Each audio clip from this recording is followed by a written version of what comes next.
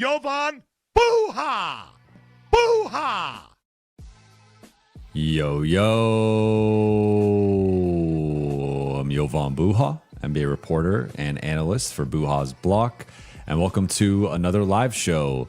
Just got back from Crypto.com Arena, where the Lakers fell 131 to 108 in Game 3. They are now in a 3-0 series deficit. Thunder take a commanding lead. No team has ever come back from a 3-0 series deficit. Here's all you need to know about this series. OKC has outscored the Lakers by 54 points across the 3 second halves, or 18 points per second half. And that has been the story of this series.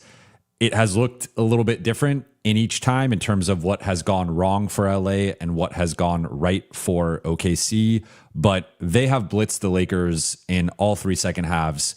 All 3 games have been relatively close through the first 2.5 to 3 quarters, depending on the game. I think this one got out of hand pretty quickly in the third, but game 1, it went into the late third. Game 2, they were still within striking distance early in the fourth quarter. This one, despite LA having its largest lead of the first 3 games at the half, they led back-to-back first halves. Led by 1 in game 2, led by 2 in game 3, going to the second half. Despite that, they immediately give up a 21-5 run to open the third quarter, and OKC Lakers get it to, I think there was one point they got it to about 7, but for the most part, OKC was in control. 10 points, 12 points, 14 points. Then they poured it on LA in the fourth, got it into the 20s, and then LA once again was forced to clear their bench with a few minutes left in the game. Just the Thunder have outlasted them, and I don't even think this is like a stamina situation. I mean, there's maybe like a little bit of that, especially when you're factoring in how short of a rotation LA's playing in comparison to OKC. It's more so just like you have to play near perfect basketball against this team, and LA has been able to execute at a high level and match OKC or relatively, get close to matching OKC for, again, 2 quarters, 2.5 quarters, maybe upwards of even 3 quarters. But eventually OKC breaks their spirit. They break the game open, and they have won all 3 games in this series by 18 or more points. And despite, it's felt like it's been closer, because sometimes I think if OKC did what they've done to the Lakers in the third and fourth quarters in like the first half, and it was just this wire-to-wire loss, I think it would feel like the games haven't been as close, right? And there's an element, again, of LA has kept it close through the first 3 quarters or so, but it's just when you look at how quickly OKC can go on a run against them, how convincingly they can go on a run, and how much they could just dominate them on both sides of the ball, it's been pretty discouraging from a Lakers perspective. But it's also reference points for the future, and I think we're learning about who fits and who doesn't, and in what roles. And just the Thunder are a machine, and they are very well likely going to sweep this series. At this point, it seems to be headed that way. Like, if there was ever a game for LA to win, it was going to be, tonight, where they shoot 11 for 20 in the first half on threes. Didn't think that was going to carry over into the second half. But second half, they just went 3 for 10 from deep. So they took half as many threes and made basically a third as many, or even fewer than that, a quarter as many. And it just, the offense fell apart. The defense was a mess. OKC got wherever they wanted against them, and AJ Mitchell burned them for 16 of his 24 in the second half. That start of the fourth quarter was a disaster from a defensive rebounding, defensive execution. DeAndre Ayton got benched. JJ Redick got caught on camera saying, "I can't play him," and just went small for the final 9 minutes of the game. Part of that ended up being garbage time, but for the actual competitive or still competitive, or LA at least playing their regulars, we won't even say it's competitive, because at that point OKC had pretty much taken control of the game. LA went with Adu Thero for a few minutes at the 5, and then they ended up closing with a small ball group of Rui, LeBron, Marcus, Austin, and Luke, and didn't make a difference. The lead continued to balloon. So a lot to get into with tonight's game and some talk about the future. I think it is, with LA facing a 3-0 deficit and potentially a sweep on Monday, I think it is time to start talking about some things with the future. I'm not quite in off-season mode yet, but we are getting there. But shout out to the chat. Shout out to the late night gang. Appreciate you all. And let's get into it. So Buha's big picture is talent beats tactics. And I want to start this with a positive, in my opinion. JJ has coached his ass off this series and these playoffs. I think he's had one of the best defensive schemes and approaches to defending Shea that we've seen from a defense, especially a defense as limited as the Lakers. Like, the Lakers don't have many above average defenders in their rotation. You could argue that Marcus Smart is the only guy playing heavy minutes on this team that's an above average defender. And the fact that they have been able to have success against Shai Gilgeous-Alexander to the degree that they have, you look at his 3 games in this series, 18 points, 22 points, 23 points. He did shoot efficiently the first couple games, shot just 35% tonight. Was held to 1 of 4 3-point shooting through the first couple games. They have held him to 9 free throws or fewer in each of the 3 games, including a couple of those where it was 7 tonight, 3 in game 1. They have forced 12 turnovers for him. He's not a high turnover guy. He's averaging 4 per game in the series. So they have done just about as good of a job as realistically possible against SGA, especially when factoring in their lack of defensive talent, the lack of, and specifically like high level defensive talent. Like, I think LA defended at a pretty high level against the Rockets, but we have seen now over the course of what the Thunder have done to the Lakers, I think it would be at probably an entirely different level against even those Rockets, just because that Rockets team could not score consistently at all against the Lakers, let alone what they would look like against this Thunder team. But the Thunder are not the Rockets, and we've seen that over these 3 games where they are a much, I cannot continue saying much as I would like to, much better basketball team on both sides of the ball. And again, I made the case that outside of offensive rebounding, there's like nothing that the Rockets do better than the Thunder. And even then, OKC's had pretty strong offensive rebounding and second chance points series. So I think JJ has pushed a lot of the right buttons. Like, the only couple of gripes I've had up to this point in the series are I think he's been a little too aggressive against Shai.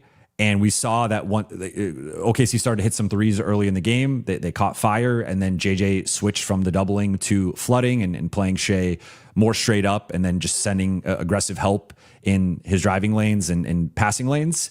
And I thought that strategy worked pretty well, and that should be the strategy the Lakers. Like, I think you do have to mix it up and mix in some doubles, mix in some flooding, mix in some zone. Like, you got to throw him different looks. But I thought outside of being a little too aggressive against Shai, and one of the things I'd looked up going into tonight was actually OKC leads the playoffs in points against double teams. They were averaging, depending on, I think in double teams in general, I think it was like almost 1.7 points per possession, which is a monster number. But I think with Shai doubles in particular, it was like 1.24 points per possession. So basically, doubling OKC has not worked, at least in the small sample of the playoffs, and they've done a great job playing out of the doubles. And we've seen it's been open threes, it's been Chet or AJ Mitchell playing with an advantage, and those guys have just killed the Lakers in this series. Chet with his dives and his cuts and his offensive rebounding and also his shooting. AJ Mitchell just is, I cannot sing this guy's praises enough. He was the best player on the floor tonight, like, easily. And this is a second-year player who wasn't even in the rotation last year, second-round pick, making $3 million, and he was the best player on the floor in a game that featured Shai and Chet and LeBron and Austin and everybody else. It was just remarkable how great AJ Mitchell is. But aside from how aggressive the Lakers have been against Shai, and I think at times a little too over-aggressive and not countering how well OKC has played out of that. And then I think a minor thing has just been the back end of the rotation where we talked about it after game 2, like Jake LaRavia shouldn't play anymore at this point. He got benched finally and was a DNP CD tonight.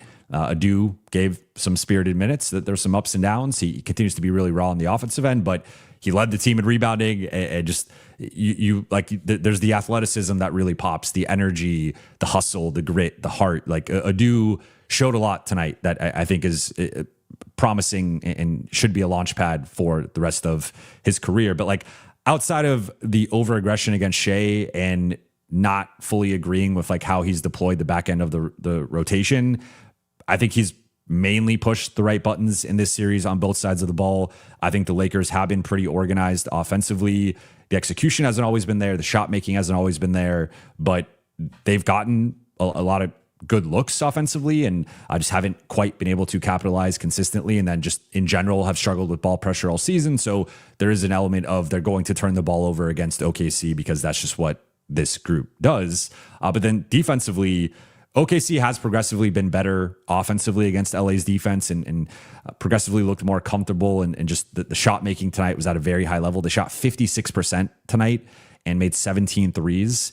The Lakers were dominating them in the first half. I think it was an 11-5 3-point discrepancy. In the second half, that flipped to 12-3 in OKC's favor. So OKC, I say all this to say that like we can debate and dissect the strategy, the tactics, the rotations, the lineups, all we want. And that is typically what I come on here and do. That is how I like to view the game and discuss the game. And that's what most of my post-game shows are.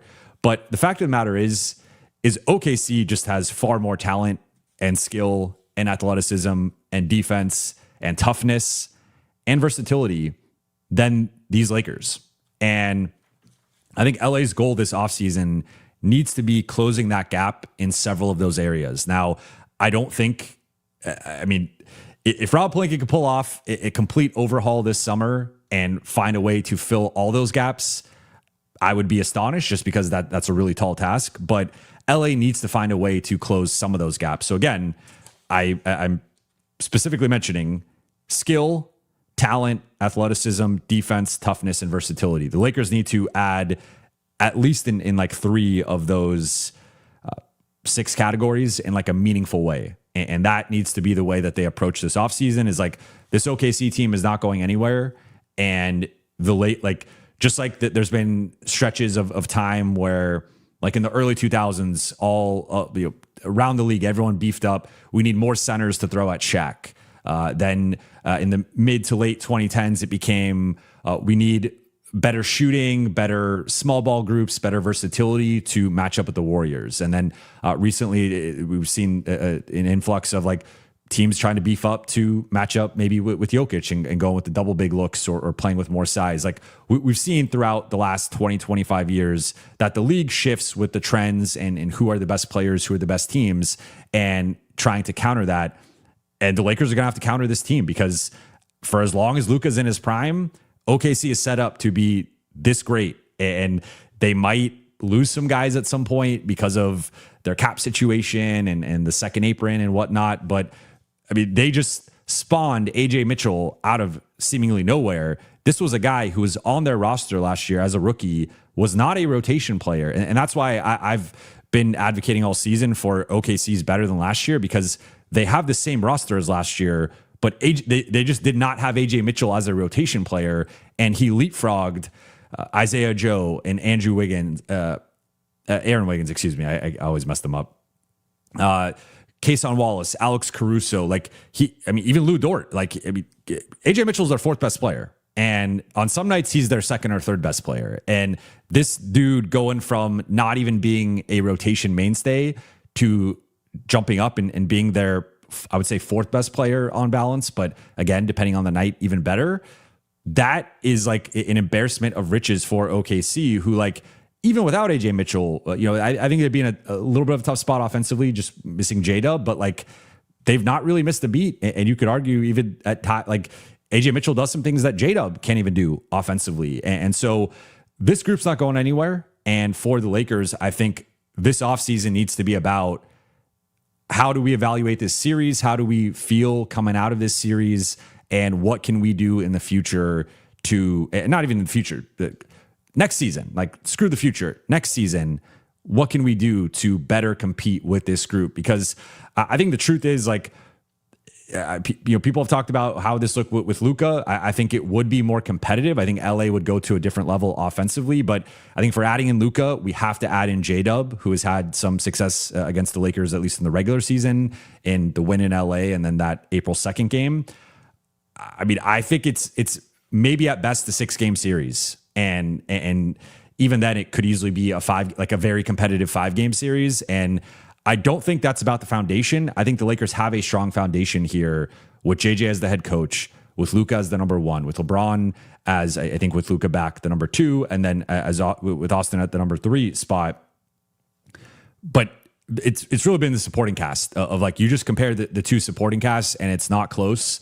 And basically every version, and you could even lump Austin in here. Like AJ Mitchell has outplayed him in this series and he's making like a quarter of what Austin's making. And that's not even to say what Austin is going to make this summer, but you just look at it across the board. Like Isaiah Hartenstein has kicked DeAndre Ayton's ass. He has dominated DeAndre Ayton in every facet of the game. He's a better finisher. He's a better rebounder. He's a better defender. He's tougher. He's more physical. DeAndre Ayton's averaging less than 8 points and shooting under 40% for the series. Like, he's had a disastrous series, and it's not like he's making up for it on the defensive end with blocks and rim protection. And like, he's been really bad. And I think to the point of like, I mean, I just don't think he could be the Lakers starting center after this series. Like, the Lakers have a lot to evaluate, but you just look at like comparing what they have in terms of their defenders, their energy guys, their shooters, their big men. It's just not close. And I think that's been the biggest thing to me. Is JJ talked about it after the game. OKC has been able to shapeshift, not even within the series, within games, within quarters, within like, a minute. It's just like they can go with the double big. They can go, and tonight I thought they played some more double big and played some more Hartenstein and kind of extended his minutes a little bit. But they could go with double big. They could go one big. They could go with more shooters on the perimeter with Joe and McCain. They could go more defensive with Caruso and Wallace and Dort. And then in the middle of it is just Shea and Chet and AJ Mitchell all walking into 20 plus points. So it's like, they're just a well-oiled machine on both sides of the ball. And I think the Lakers, like, really here are going to have to do a lot of work with this roster to, I think more so just slot guys properly. And that's going to, I think that's the biggest thing, is like a lot of the guys individually I think fit within a rotation of a contender, but everyone right now, or most of the roster right now, it feels like is slotted either as a starter when they should be a bench player, or maybe like as a sixth man when they should be an eighth or ninth man. And I just think the Lakers need an infusion of talent to not necessarily the top of the roster, but more so like just under the top of the roster to slot guys more appropriately. And if they can figure out a way to do that with their cap space and their options this summer, that to me is how they get to the level of truly competing with OKC and San Antonio.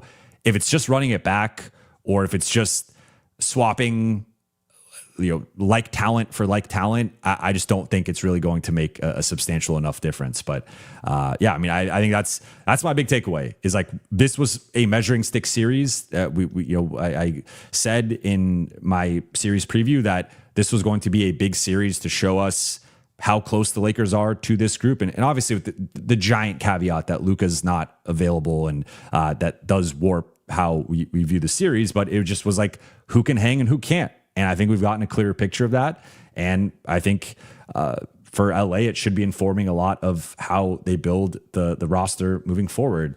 Let's get into notable performers here. All right. So we'll start with LeBron. This was his first inefficient game of the series. I think he was like 2 for 10 inside the paint.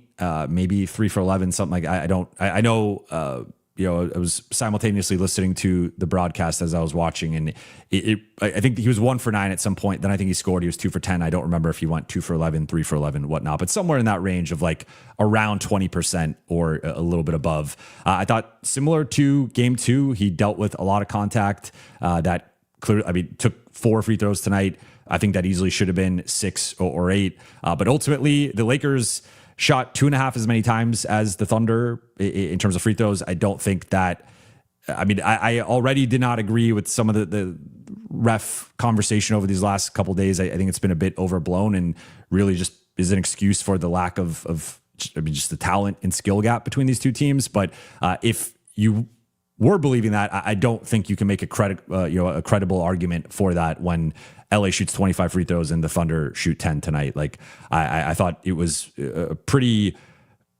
I mean, look, it was not. I still don't think it was a well-refed game. I thought there was a lot of mistakes on both sides, but I think it's hard to make the case that the Thunder were favored tonight by the ref crew, in my opinion. But I will. I mean, on that note, though, I still think LeBron got. Like in terms of what we're talking about, guys who maybe didn't get the best whistle or didn't get as many calls as they should have. I think LeBron is at the top of that. But 19 points, 6 rebounds, 8 assists, a steal, 3 turnovers, 2 for 6 shooting on threes. His 3-point shot was falling early, hit a couple early, and then I think missed his last couple. But I mean, I thought he looked like tonight. I mean, it kind of reminded me of similar to the midway point of the Houston series where he started to look a little bit tired, which is understandable based on the load he's had over the past month and just playing this caliber of defense and just this level of basketball.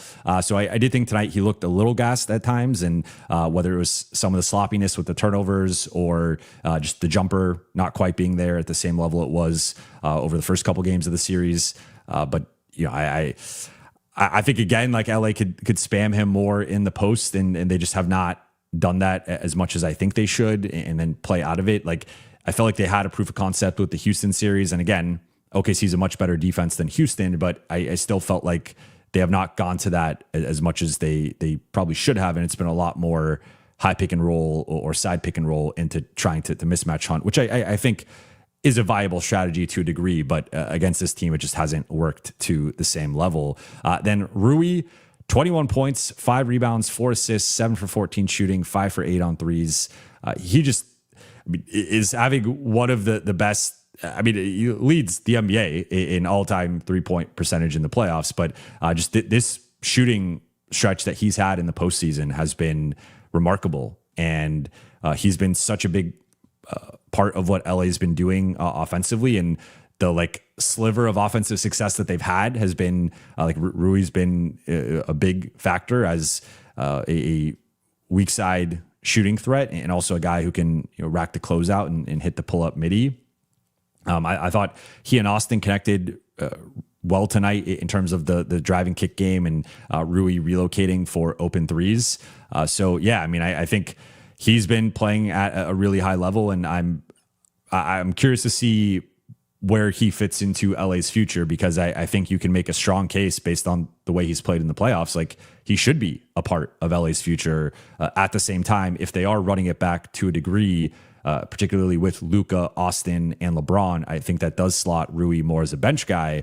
And then at that point, like how much are you willing to pay him? Or maybe there's more grand changes and they go in a different direction, and then he does fit into the starting group. But with the current information we have, the way things are currently looking, it does look like if he is back, it's probably going to be in a bench role. I don't think JJ had enough of a sample size that the quartet of LeBron, Luka, Austin, and Rui just didn't work this season. And I think it would be him as a bench guy. So I don't know where that, where he fits into that, but it is something that the Lakers are going to have to figure out.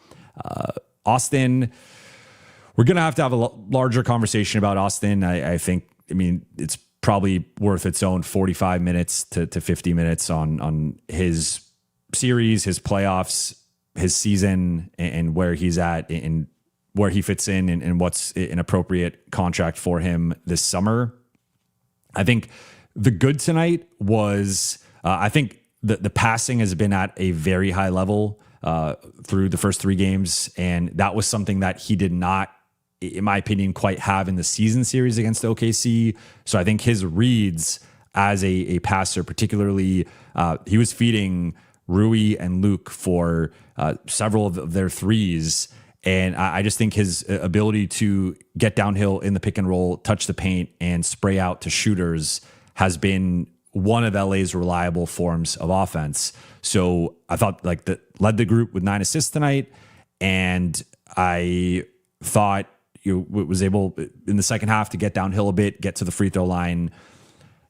That's where most of the positives, or basically all the positives, stop for me. In terms of the negatives, another inefficient night for him, 5 for 13, 1 for 5 on threes, even 6 for 8 at the free throw line. I'd like to see him go 7 for 8 or 8 for 8 there. The 5 turnovers has continued to just struggle. Like, I think on the one hand, his reads have gotten, like, overall in the aggregate have gotten better against OKC, and he is making some high level reads against this defense, which I think is impressive and notable. At the same time, just continues to, whether it's like, I mean, sometimes it'll be he over penetrates and then they rear view. It's not even a rear view contest, because a rear view contest is a contest, but it's almost like a rear view poke away or kind of chasing him from behind. And he will sometimes just over penetrate, get into the teeth of the defense, and then be swarmed. And they're stripping him. They're poking the ball loose. I think there's a natural, like, you're gonna, if you are a high level or a high usage rather ball handler against OKC, I think there's a natural element of, I think you're going to walk into like at least 3 turnovers, and he's been the primary guy against them in terms of, like, Marcus has taken a step back in terms of his usage and in terms of how much he has the ball. It has been a lot on Austin, and I think there's been some pros and cons with it, but ultimately through the first 3 games, I mean, there's been undeniably more cons than pros. And you look at the 5 turnovers, then got to talk about the defense. Like, I don't think he should be the primary guy matched up with AJ Mitchell for an entire game, with how much AJ Mitchell is cooking him and cooking the Lakers defense. But that's just the spot that the Lakers are in, where Marcus is the primary guy on Shea. So someone has to guard AJ Mitchell. You're not going to put LeBron on him. You're not going to put Rui on him. Naturally, it has to be Austin. And I think it's just clear, like, AJ Mitchell has just straight up outplayed him, but he's also attacked him relentlessly and ruthlessly off the dribble. And he's had a lot of success either getting by him for layups or fouls, or just crossing and then going into a pull up midi or step back or fade away, whatever. Like, he's had his way with him. And so I think the Austin conversation, it's just been very complicated, because I think there have been some real pros, and if you want to take a glass half full or optimistic outlook, I think there are some things to be encouraged by and positive with. I also think there's plenty of things to be discouraged by and take a glass half empty, or look at the pessimism with how he's performed. Like, the one thing I will say is I don't think he has looked physically right since he has returned. I don't think he's quite gotten back to being the same player from a speed perspective. I think if you look at how Austin was playing before the injury and the absence and then coming back, I think outside, like, in really game 2, for as good as he looked in the pick and roll, and I think he's been able to get downhill in the pick and roll, but obviously the turnovers and the shot making hasn't been there reliably. I still think there was an element of, like, he hit 3 threes in that game. He got to the free throw line, and some of the shot making, like, it's kind of been a shot making thing for him, right? And this has been an issue now, and I've repeatedly talked about this. Like, the 3-point shot making just has not been there the last 3 postseasons. If you go 2024, 2025, and now 2026, he's been 32% or worse on threes, and that's concerning for like last year against Minnesota, 60% of his shots in that series were 3-pointers. And the reason for that was because he was the number 3 option playing off of Luka and LeBron. And naturally, as we see with a lot of these guys playing off of the primary ball handlers, like, your opportunities in a playoff series then become a lot of catch and shooting and spotting up. And that's a healthy dose of your shot diet. And that has just not been a reliable thing for him. So, like, on the one hand, I commend him for returning earlier than his timetable. I think it took gumption, and there was a lot on the table for him in terms of risking his his pockets, his next contract, and putting that on the line to return as soon as he did. But at the same time, like I've also said, and I've tried to be consistent in this, like if you are playing through injury or you're being thrown into the fire, like you have to judge the performance on the court. And from that perspective, like there have certainly been some positives, but there's also been a lot of negatives, whether it's been the 3-point shooting, the turnovers, or the defense. Like those are all things that he has just not been up to the level that the Lakers have needed. So I think we need to have, once the season is over, there needs to be like an Austin-centric pod with more context and breaking down both sides of the ball and breaking down this series, breaking down his season. What I will say is I think what we've learned in this series is like right now he's pretty much the primary guy in terms of initiating the offense, running the offense. I think we've seen the limitations of him doing that against this group, right? Like I don't think if you have Austin as your primary guy against the Oklahoma City Thunder, you're going to win that series. So I think that has been proven. So I do think he, in this matchup moving forward, or once the Lakers get healthy or have their full complement of players, like he's clearly more of a secondary ball handler and playmaker against this group that can maybe run some of the bench groups for spurts, but he cannot be a 40-minute a night like I'm having the ball all the time against this group. Like that's obviously going to be Luka. So that part, like I was curious to see how he fared in that. Again, had a really good game 2 performance, but still dealt with the turnovers in that game as well. And then overall game 1 and game 3, I mean, I think this was definitely better than game 1, but has had subpar performances in both of those games. So I think like we've learned, like he should not be fully handed the keys to the offense against this caliber of opponent. And I think if Luka were healthy, the pecking order would be Luka 1, LeBron 2, Austin 3. And I think, LeBron has been more of the scorer, more of the number one option, but Austin has obviously had the ball more as the ball handler and initiating the offense and initiating some 2-man game with him and LeBron. But I think we've seen some of the limitations with that. I think if Luka were available, Austin would be more properly slotted as the number 3 in this series. And right now he's the number 2. And I think that's asking a bit too much from him, right? So I did talk about during the season that you could fluctuate between LeBron and Austin depending on the matchup. I think as more time has passed, it's clear that LeBron should be the number 2 in this matchup at least, and honestly against Houston too. So like I think against the more athletic teams, to me he is more of the number 3, but against teams that are slower or more defensively challenged, even including Houston to some degree with Şengün as the pick and roll guy, he can be more of that number 2. So I think it depends on the matchup and the context. But I think coming out of this series, I would view him, if the Lakers are going to overtake OKC at some point, I think he's the number 3 offensively in that matchup. And they also need to have enough defensive help and athleticism around it. And that's, again, a conversation for another day, because we could sit here and talk about this for 45 minutes. And I do want to get into some other stuff. DA already touched on him. I think his numbers belie how poorly he played tonight. I just don't, I think since game 1, since the first half of game 1, he has not been the same player, and OKC has just ramped up its physicality against him. And tonight, 10 points, 6 rebounds, 24 minutes. He gets benched early in the fourth quarter after giving up multiple offensive rebounds, like directly against him from Isaiah Hartenstein and other players. And again, caught on camera by JJ saying, "I can't play him." And we've had those moments through, like, DA started getting benched in December, and then from that point on, it was a crapshoot in terms of, was he going to close a game? Was he going to play in a fourth quarter? Was he going to play a second shift in a second half? And he did close the season strong.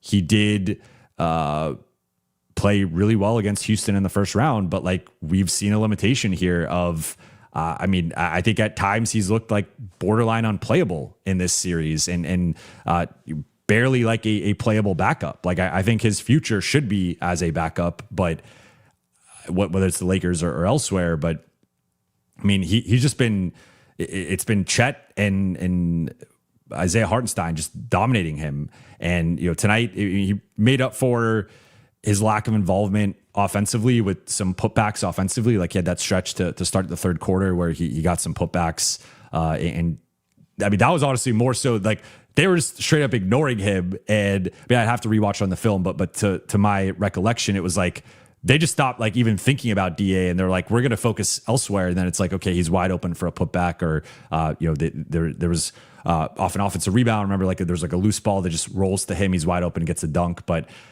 yeah, I mean, it's just not close to good enough. And I think he's been the guy that to me has, I would say, disappointed the most in the series, and been the guy who I, compared to what I would say in general, I've been a bit lower on DA than most people, but this to me, I mean, I don't really see the positives coming out of these 3 games. Like the only thing that was positive through the first 2 games was the rebounding. That slipped tonight in a big way. I mean, he had 1 defensive rebound, 24 minutes, 1 defensive rebound. And sure, the Thunder shot well, but they didn't always shoot well while he was on the floor. They had plenty of misses in the first quarter, in the first half, and still like did not make an impact on the glass. So I mean, if you want to take like one positive, I would say the offensive rebounding in general during the playoff run and in general, in this series, but I don't see how like, and sure, he's on an $8 million contract. That's fair. I think he's worth that much, maybe even worth a little bit more, but it has to be as a backup. Like I think this was the ultimate test of how does he look against Chet and Isaiah Hartenstein, and they both have thoroughly outplayed him. Even though Isaiah Hartenstein's numbers have been like relatively close to DA's, if you're just watching the game, like he's pushing him around left and right. He's slapping his, he's catching the ball, he's getting it slapped out. Like it's been really rough. Then off the bench quickly, Luke Kennard, 18 points, 7 for 10 shooting, 4 for 6 on threes, got hot. And this was his best offensive performance since game 2 of the Houston series. So that was nice to see. I think this is a really tough matchup for him defensively. Similar to Austin, has been targeted a ton. Kranjis has had the numbers of Luke was leading the team in defensive field goals contested at the rim through the first couple games. That is a problem, and that's part of the reason why the Lakers have been dominated at the rim and in the paint against this group, where they're just, once they get to the rim, they're basically scoring or getting an offensive rebound. So Luke, I think it basically has been the player that I like the aggression tonight. I liked him letting it fly. He even had like that 1 deep 3 that he missed, but I was like, all right, like let it fly. I like that from Luke. But I mean, yeah, he's just defensively challenged. And I think with a group that's already relatively defensively challenged, I just don't know long-term how that fits into the hierarchy of things. Adu Thero, 4 points, 8 rebounds, led the group with the 8 rebounds, 1 for 3 shooting, 0 for 1 on threes. He got thrown into the fire tonight. He got the Jake LaRavia minutes. He got the Jake LaRavia shift.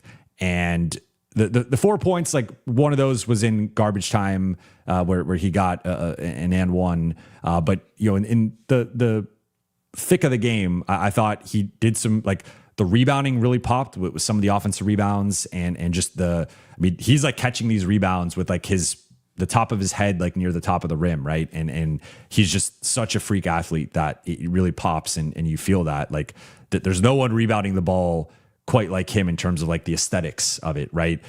He took a 3, he missed it, but then started to look for, to create for others or go into like DHOs and not just be like a stationary guy in the corner when the ball was kicked out to him.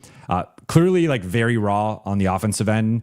And I understand why JJ has been reluctant to play him in large part because of that. Like there are times where he makes Vando look like an offensive savant just because of how limited and raw he is on the offensive end. But, I had a couple turnovers, had a foul, whatever. But I was just really impressed with like being thrown into this situation down 2-0 against the defending champs, against the best team in the NBA, against like this defense that causes guys to crash out and overthink, overreact.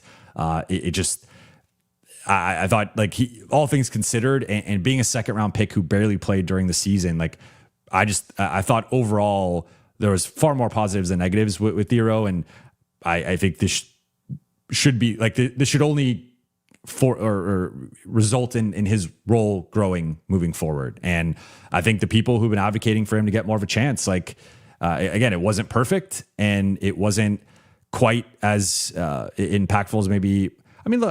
There were 0 in his minutes, so you take that, right? And he was the only guy of the double-digit players. Everyone was -8 or worse. Thero was the one guy who was a 0. So, that, like tonight, you do take that. And again, I thought there was a lot to be encouraged by with him. Jackson, worst game of the series, played 9 minutes, got benched. I don't even remember if he played in the second half. I do have the second half box score here, but I don't think he did, or maybe he played one shift. No, he did not. Yeah, he played 340 in the third quarter. So he played one shift in the second half, and that was it for Jackson. And then Maxi Kleba got dusted off. That did not go well. He had a moving screen. He had a fumbled pass on the roll. He had a turnover on a kick-out pass, and just, it was not, I understand JJ trying it, but just, he had to pull the plug on that. And then the rest of the guys played in garbage time. In terms of stat of the night, we got a couple here. 30 points off turnovers for OKC, which was a series high. So the Lakers turned the ball over 17 times, leading to 30 points off of turnovers for OKC, which again, was series high by almost 10 points. It was a big jump up, or actually by 4. I think they had 26 in a game, 24, 26 in game 2. But compare that to the Lakers only had 11 points off of OKC's 10 turnovers. So that's a huge swing factor there, where LA turned the ball over 7 more times, but it led to a 19-point gap in terms of points off turnovers. That's just far too big of a gap. And then I mentioned it earlier, but after shooting 11 for 20 on threes in the first half, LA shot just 3 for 10. So not only regression from like an actual shot making perspective, which again, I didn't expect them to shoot 55% in the second half, but just getting 3-point attempts up, it went from 20's high for this group, but 10 is also too low for this group, right? Like 10, you're on pace for 20 for the game, 20, you're on pace for 40, 40's high for the Lakers, 20's too low for this group. So I don't think they quite got the same rhythm and flow offensively in terms of the driving kick game, the paint touches, and they did get to the free throw line a lot, so that maybe offset that a little bit, but just not to the same level that they were at in the first half offensively. And then gonna roll through these 3 takeaways before we get into the Q&A, and then we'll answer all your questions. Takeaway number 1, new rotation and what it says. So I thought it was interesting that LA went with a 9-man rotation, but really, Jackson and Maxi were technically the 8th and 9th men from like a minutes perspective, and they did not even crack double digits. So they only played 7 guys tonight, double digits. And to me, what this says is like Jake was a DNP CD. He's still got a year left, $6 million. Vando was cleared to return, which shout out to him. And I don't know if it was like did get clarity on like, was it a just sort of more of a ceremonial clearing in terms of like he can play, but like we're not going to throw him in there because dude just had a very traumatic injury or whatnot. But like if we take it at face value of Vando was cleared to play and did not play, this is a guy who's got 2 years, $24 million left on his contract, and then JJ again going like deeper into the rotation, testing out. Do I go with a dude? Do I go with Maxi? You have Dalton, who was a rotation player last year up until the final quarter of the season, was a rotation player this year to start the season in the first quarter of the season. And Dalton still can't get minutes. And I don't disagree with that. I think that's actually the right choice. But point being is like with the Lakers season on the line, like the top 6 made sense, right? Like the starters plus Luke. Jackson got his minutes slashed tonight. Okay. Like, but those 7 are I think those are guys that are all at least like candidates to be back, depending on their contract situation. But when you look at, we can even throw in Maxi in there in terms of how rough he looked, and he's obviously an impending free agent. Between like Maxi and Dalton and Vando and Jake, it's difficult to see how those guys fit into next season's group. And maybe I think with Jake, there's still some untapped upside offensively, where we did see like the Minnesota game early in the season. Recently, I think it was the Cleveland game where when Jake shoots well, between the defense and the rebounding, he is a productive player. It's just that's been few and far between. So Jake is the one guy where I'm like, if he locks himself in the gym and just works on his like finishing on the move, and then also just nothing but catch and shoot and spot up threes and becomes a better shooter, you could talk me into him being like a back end rotation guy, but not like an every night rotation guy. But you could also throw him in this list, and like just looking at those guys, like Maxi's an unrestricted free agent. So that might just come down to, does Luka still want him around? Is he like on a vet minimum or whatever? But with the rest of these guys, with Jake and Vando and DK, I think the Lakers have to look into potentially trading these guys or getting off of their contracts. And like, those are wasted spots right now on this roster. And I think Jake, it obviously took JJ a while to get to this point with him, but Vando and DK are clearly just not JJ guys. Like JJ has pulled the plug now on DK in 2 different seasons. And after drawing up the plays for him on draft night, that bromance has not been the same. And then with Vando, like Vando's just not a JJ player. And I don't know how many times I have to say that on here, but I think the proof has been in his role under JJ going back to last season. JJ views him as more like a 9th, 10th man, and you can't really be paying a 9th or 10th man on your team $12 million. That's just not, like, unless you're getting amazing values at like 4 other spots above that guy, you can't pay that guy $12 million. So I think, like, I agreed with the new rotation for the most part. My point was, I also felt it illuminated some of the flaws with this roster. And if some of these guys who are getting paid, like Vando, DK, and Jake are all making above the minimum, and you could argue like by the end of the season, Jake was playing at a minimum level. Vando has been playing at a minimum level for the most part, and DK has also been a minimum level guy. Like those guys collectively making $20 million when they should be probably collectively making closer to 10. That is a big gap in terms of the roster finances. And I think that's something that the Lakers are going to have to figure out this summer. Takeaway number 2, game 4 adjustments. This is going to be brief because there's not much left to try out. But I think 8-man rotation, like basically similar to today, but you go starters plus Luke plus Jackson plus a duo. So the 8 guys who played the most tonight, those are the only 8 guys that play. Anyone who does not play hard or is not engaged for, maybe you could get like a possession off, because I don't think you necessarily, like, I mean, it probably needs to be similar to what JJ did against OKC when he pulled Rui immediately, he pulled DA, pulled Vando, and then eventually pulled DA. Like that to me needs to be more of the approach. I don't know if you do it like off of a possession necessarily, but in general, if guys aren't playing hard, there needs to be a really quick hook.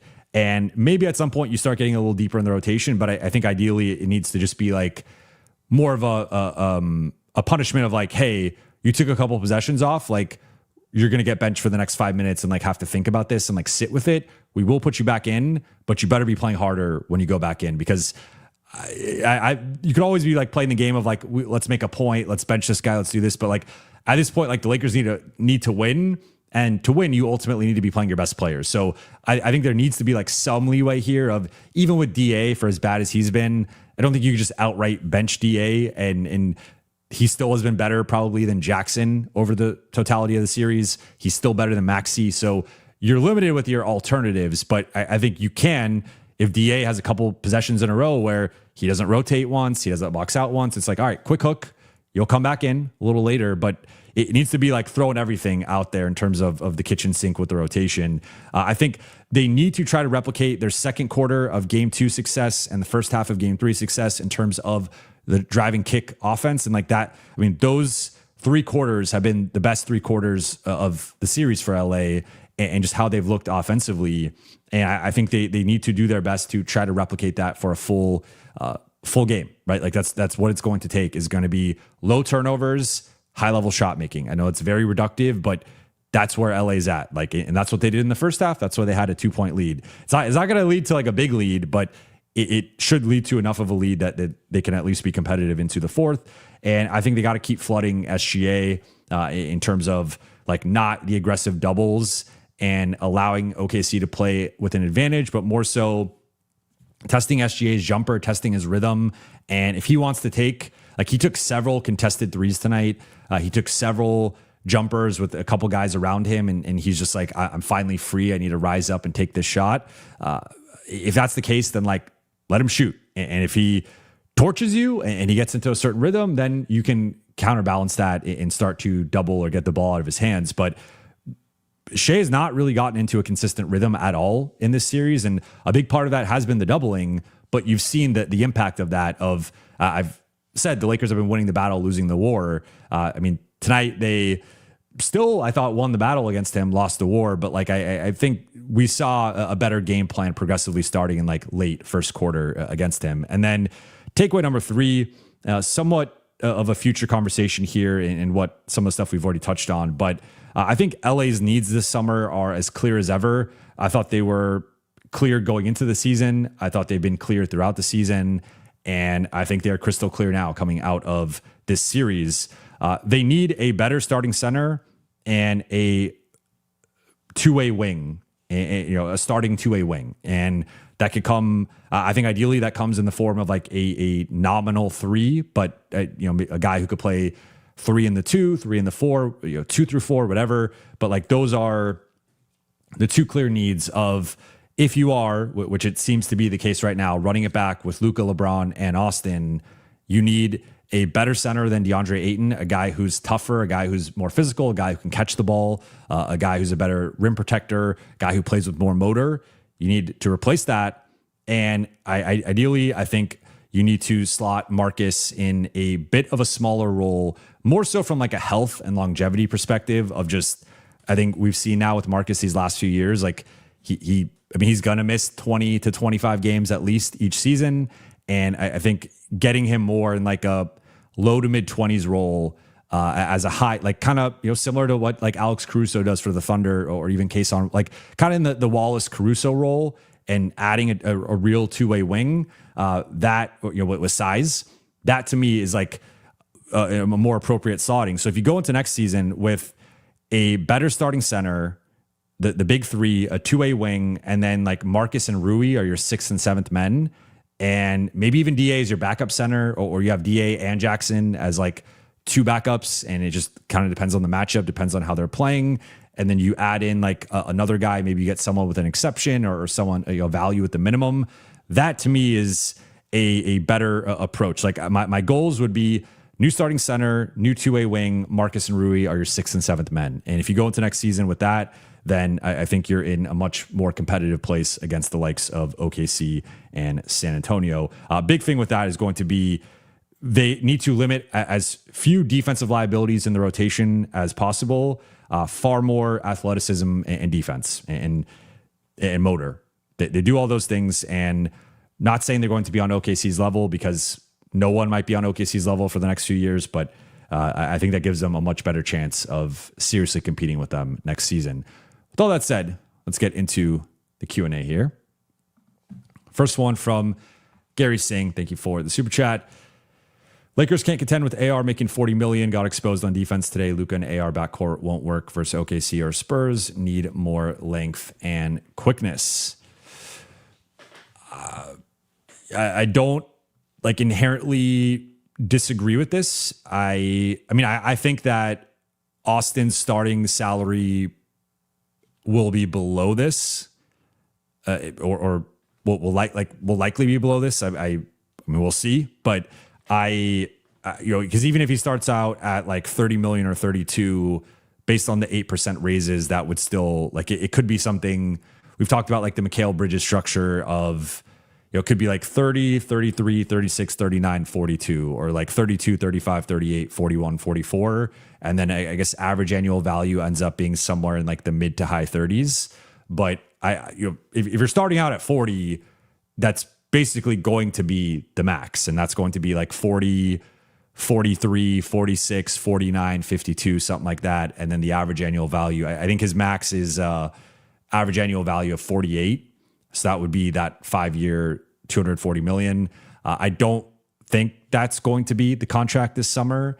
And I think I would not be surprised if the average annual value is below this $40 million. So I mean, it might be in the neighborhood. And I would not be surprised if he has maybe the last couple of years on the deal are above the 40 million, but I could see the average annual value being closer to mid to high 30s rather than 40 plus million.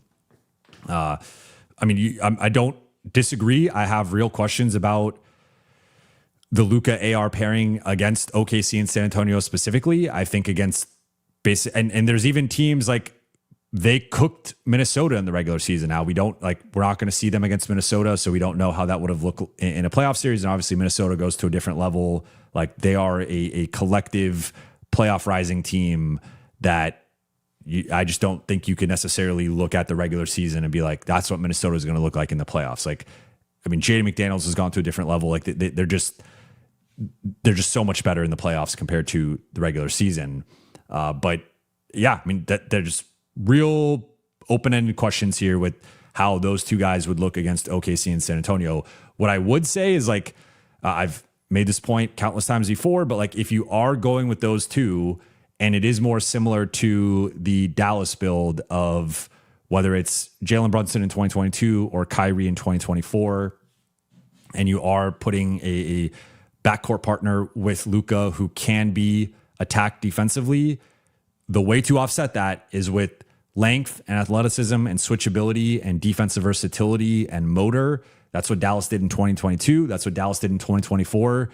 The Lakers have not done that since 2021.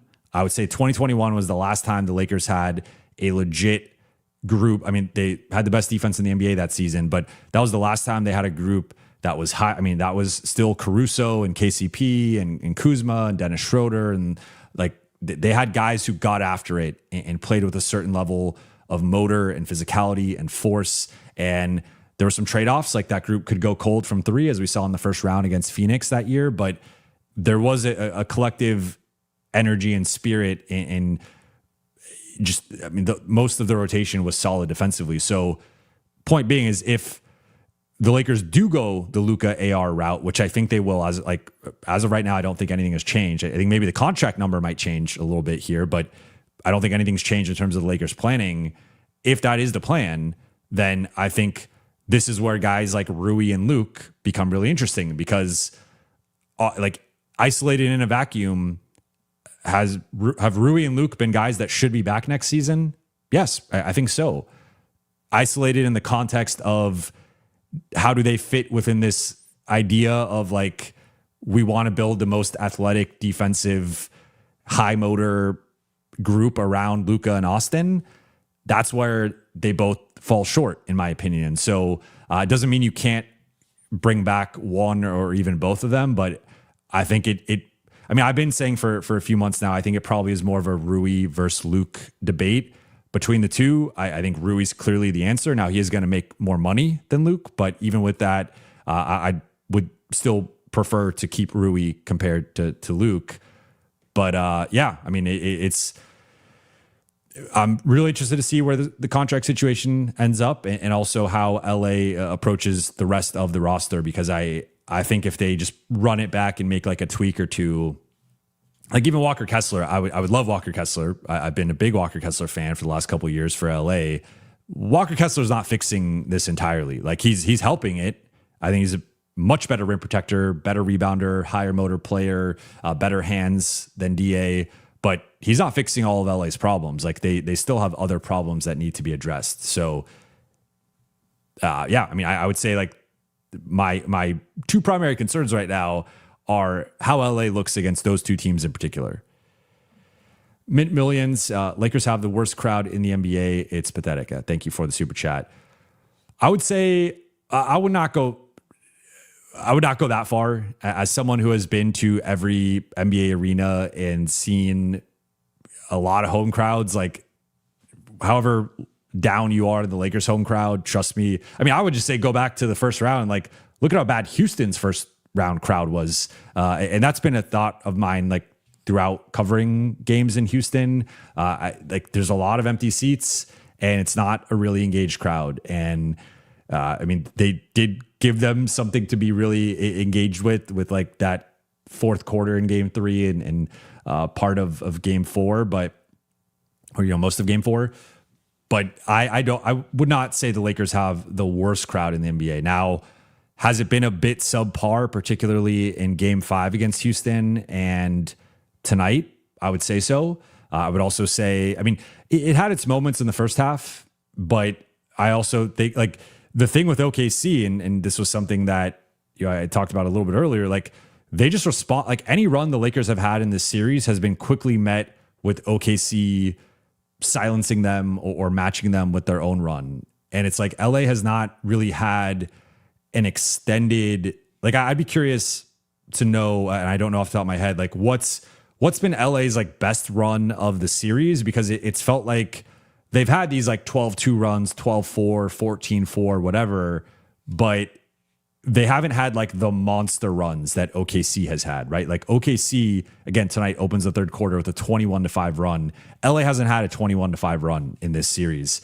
They've had these mini runs, and it's either gotten them from like down 6 to up 6 or up 8, something like that, or maybe down 15 to like down 4, down 5, whatever. But they've not had like the big run that puts them from like down a little bit to like up double digits, or up a little bit to like up 15. Like they just have not had that stretch in this series. And I would say with the Crypto.com Arena crowd, it just feels weird. Let's just say Staples. I mean, they are, I would say like, they're not necessarily a crowd that's going to like be always cheering or super loud when the team like isn't doing as well. But I also think you have seen like when even, I forgot, it was like late third quarter, I think like Rui might have hit a 3 or something, and the crowd started going crazy, and it like cut the lead to like 10.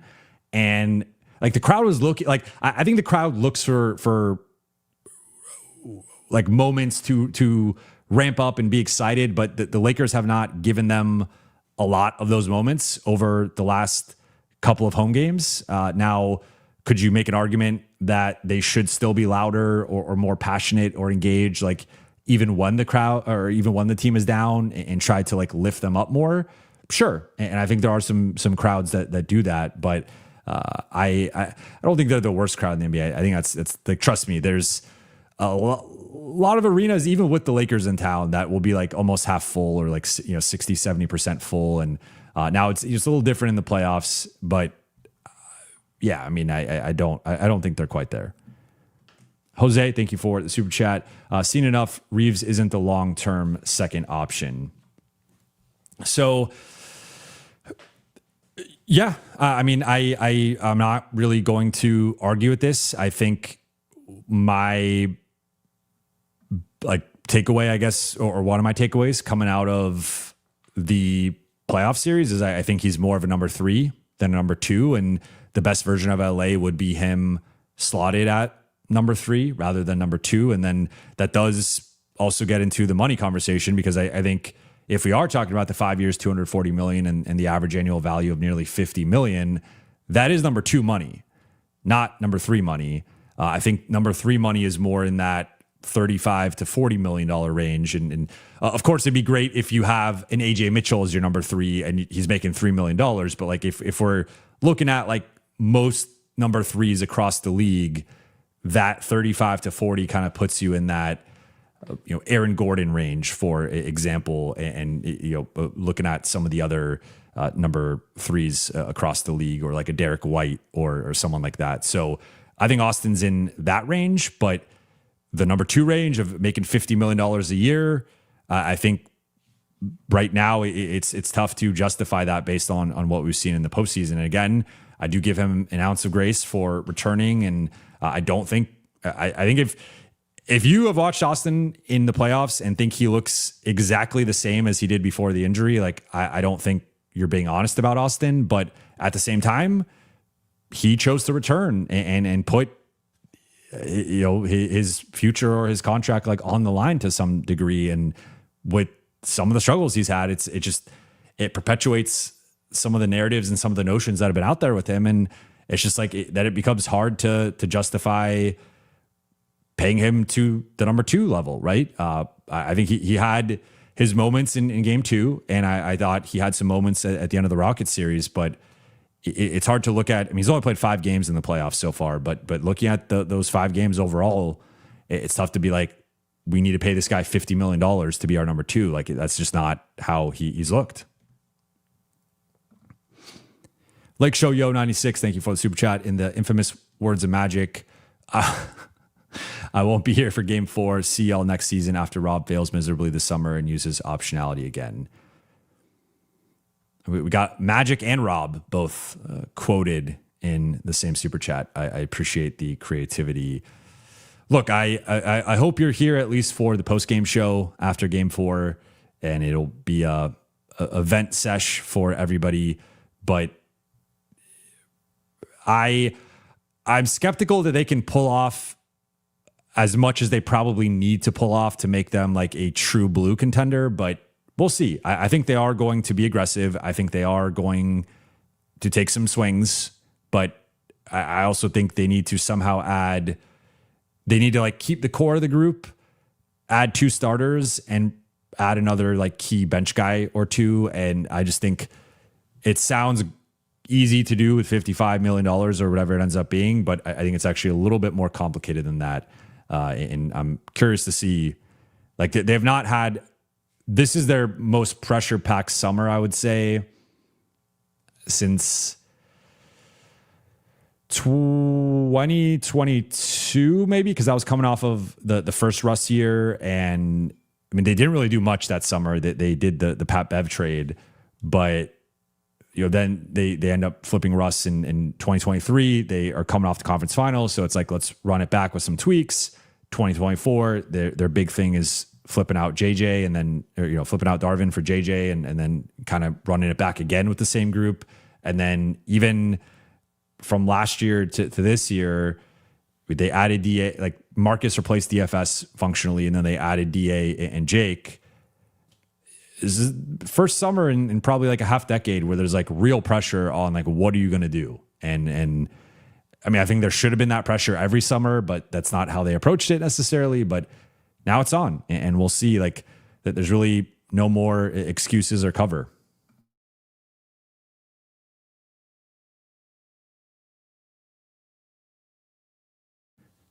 Next one from Peter. Thank you for the super chat. I'm vindicated. AJ would be LA's second best player. In the series, yes. I think if we're going overall, I would still take LeBron over him, as my light dies behind me. Saying that caused my light to die. I think he'd be there. I mean, Austin had a better season than him, but if we're judging it by the playoffs, like he's obviously been better.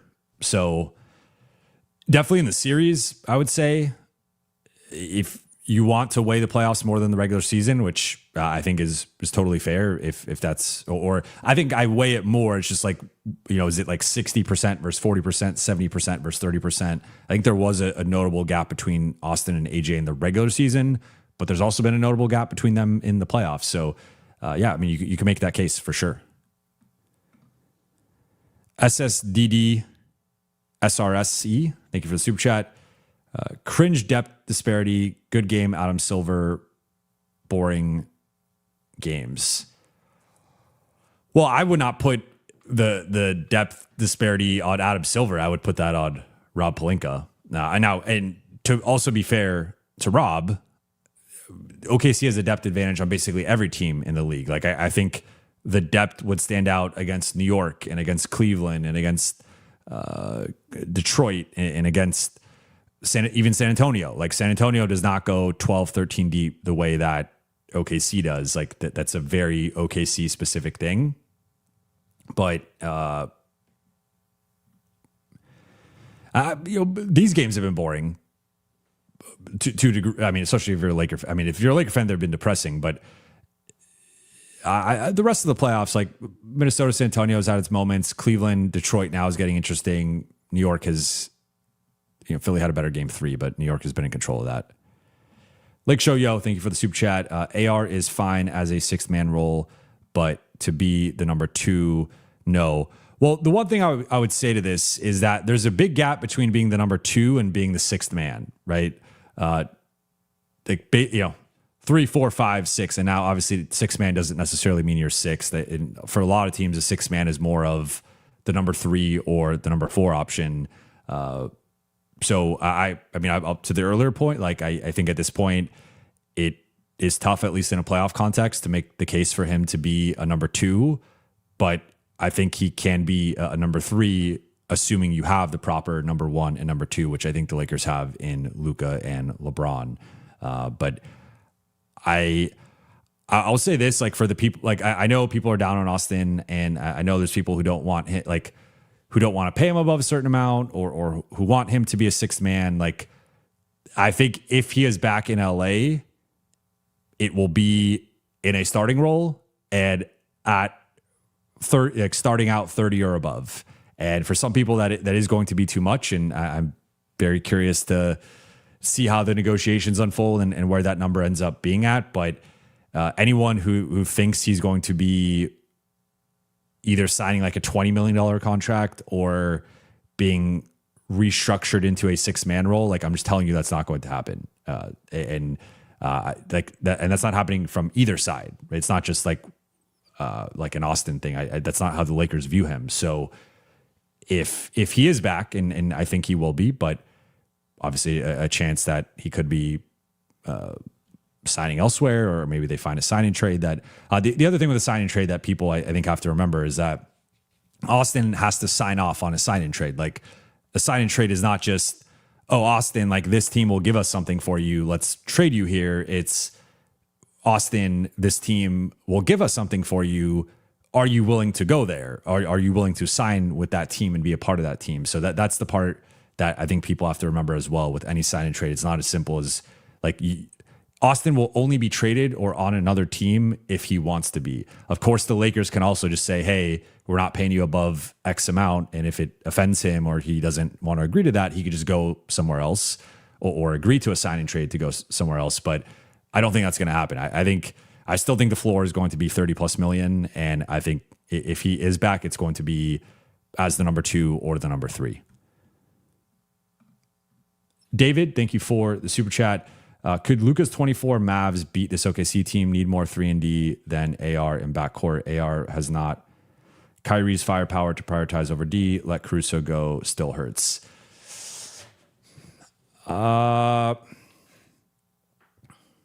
It's an interesting question. I think this OKC team is much better than the 2024 OKC team. That team did not have Isaiah Hartenstein or Alex Caruso. Like, that was what OKC added over the summer to turn them from a really good team, who obviously was also inexperienced, into the team that won the championship and had a monster regular season. But then on top of adding that, they also added AJ Mitchell. So it's like they went from, like, relying too much on Jalen Williams and at times like Kenrich Williams to adding Isaiah Hartenstein and also adding Alex Caruso, who on a per possession basis still might be like their best pound for pound, like, perimeter defender. And then also adding AJ Mitchell, or adding him last year didn't really do much, but then this year has popped. So it's like, I think this OKC team is substantial. And, like, Kason Wallace has gotten better. Shea has gotten better. J-Dub and Chet are both better than they were a couple years ago, even with J-Dub not being necessarily the same player as last year. So I think this OKC team clears that OKC team by, like, a wide margin. So I would favor them over the 2024 Mavs. But I think the 2024 Mavs are obviously better than this Lakers team, so they'd give them more of a shot, right? And yeah, so the one thing I've been seeing this stat, I haven't actually looked it up, so I'm going to look this up quickly, that Kyrie did not play well against OKC in that series. And I've seen people floating stats around about that, so I do want to confirm that myself, or at least go back and look at the series that he had. So against OKC, and we could just look at this together. Why not?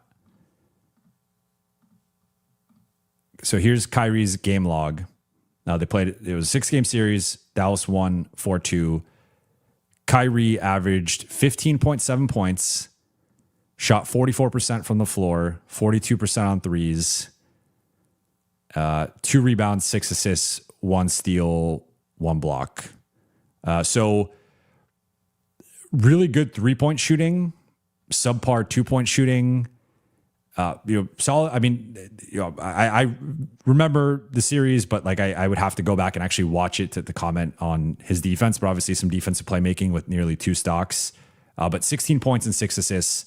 For context, Austin is averaging 19 points and 7 assists in this series. Now, Austin is shooting 40% from the floor, which is a few percentage points lower than Kyrie, and he's also shooting 25% on threes. So Austin has been far more inefficient than Kyrie, but he is averaging an additional assist and about 3 more points. Now, it's also apples to oranges because Kyrie was not the primary guy against OKC.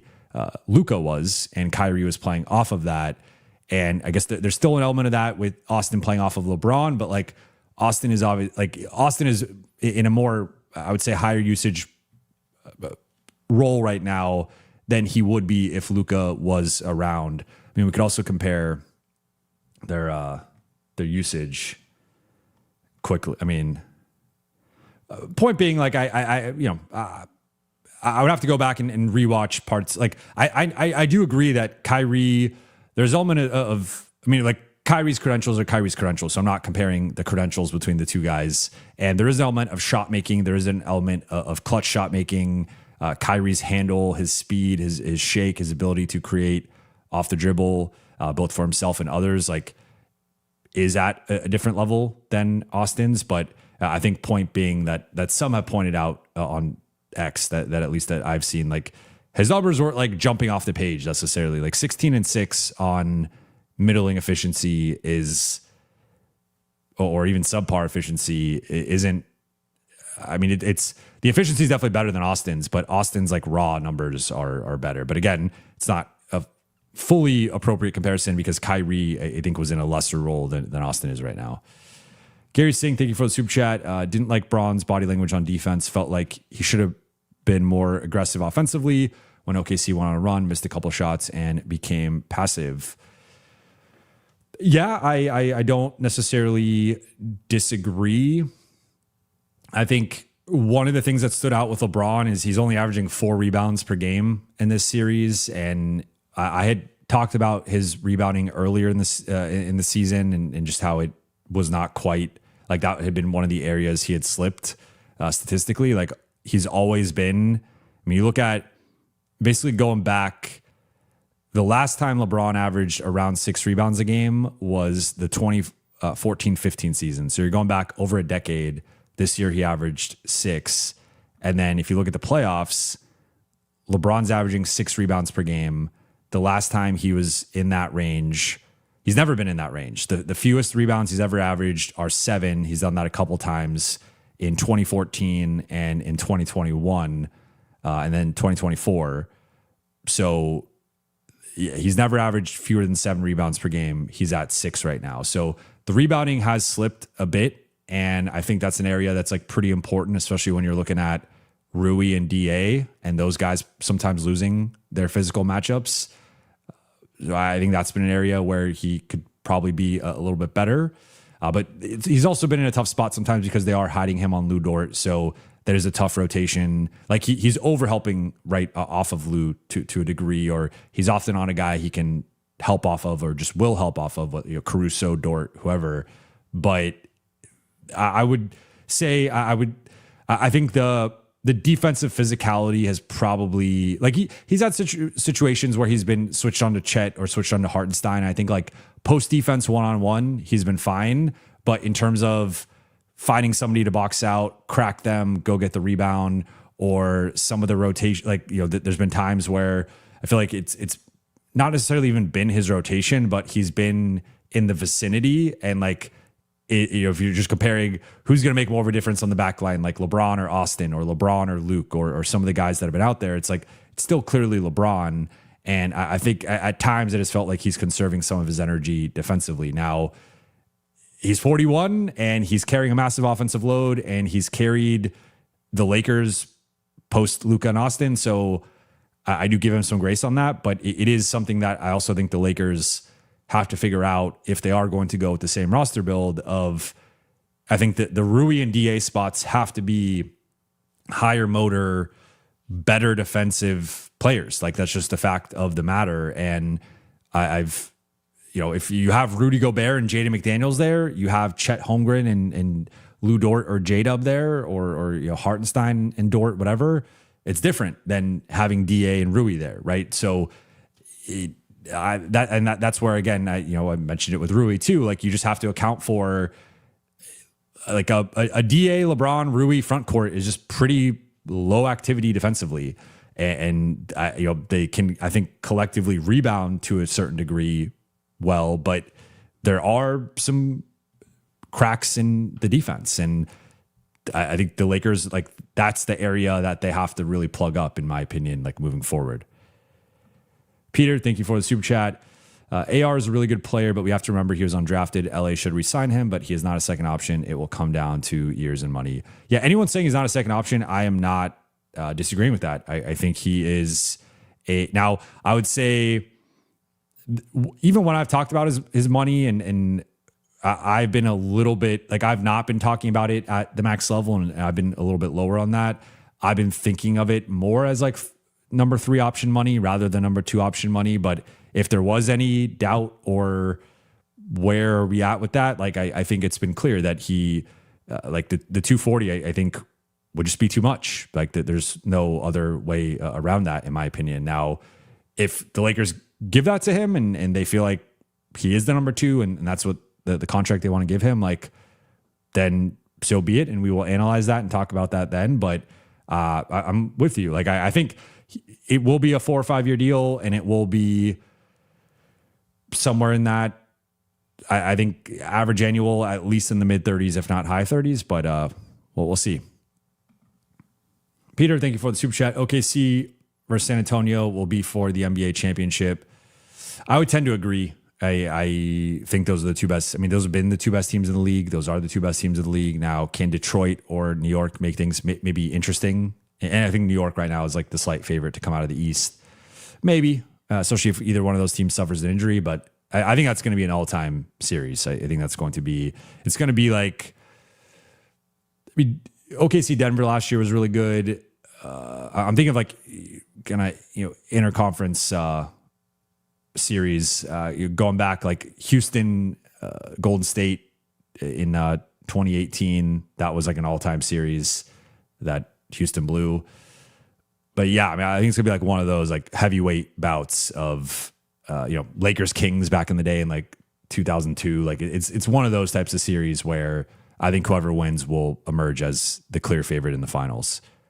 Peter, again, thank you for the super chat. OKC faces cap issues, has to choose between Hartenstein and Dort to avoid second apron. Who do they choose? I think, especially with AJ Mitchell coming on, I think Dort is more expendable. Now, Dort is in a unique place in their defensive hierarchy of he can guard a multitude of guys, but I do think he's probably better against that like big wing type. But I mean, we've seen like they miss J-Dub, they just start AJ Mitchell. And I think if you miss Dort, you can just start Wallace or Caruso. And like you lose in Caruso's case, you lose some strength. In Wallace's case, you lose some height and strength, but you could also argue that I know like Dort hit some shots tonight, but especially in the case of Wallace, I think Wallace is a more talented and skilled offensive player than Dort is. And, Caruso, Dort's a better shooter, but Caruso has also been like, I mean, he's just so good defensively. Like I think it's easier to replace that than it is to replace Hartenstein. Now, the financial difference is an interesting component here in terms of Hartenstein's making $10 more million. But if we're being honest about Hartenstein, like if he was a free agent, like I would be willing to pay him in that range. Like I think he's maybe slightly overpaid, but he's easily like a $25 million player. I think he doesn't put up like the biggest numbers or doesn't have like the flashiest or sexiest game. So I think sometimes people overlook his impact, but he's a monster in the paint and he's a really good passer. Tonight had some rough turnovers, but like as a DHO hub, as a guy, like just imagine him with Luka and what that would look like. And the Luka Hartenstein pick and roll with him as a lob threat. Like I just think he would be a better version of DA. Like there are some similarities with DA, but I think he's a higher IQ player. I think he's a better passer. He's got better hands. He's tougher. He's more physical. He's stronger. Like he's just, and he could play a multitude of defensive coverages. So if I'm OKC, I think the Twin Tower look gives them a different wrinkle that you're just not. They have Jalen Williams off the bench. To me, he's like a good backup center. He's not a starter. And then they have Carlson is their kind of like project big. Brandon Carlson. Like he's had some like flashes here and there, but I still think he's pretty raw. He's a project. So if I'm OKC, and I've been consistent with this all season, like. To start the season, I wasn't really sure, but the more I've thought about OKC and watched them, I'm just like, Hartenstein gives them this different wrinkle of Twin Tower, double big look. He's a better passer than Chet, but also unlocks like the high-low game with Chet. And there's like a toughness and physicality that like, look, Dort, all defense guy, and is a big part of their defensive identity, but I think you have more ways to replace Dort.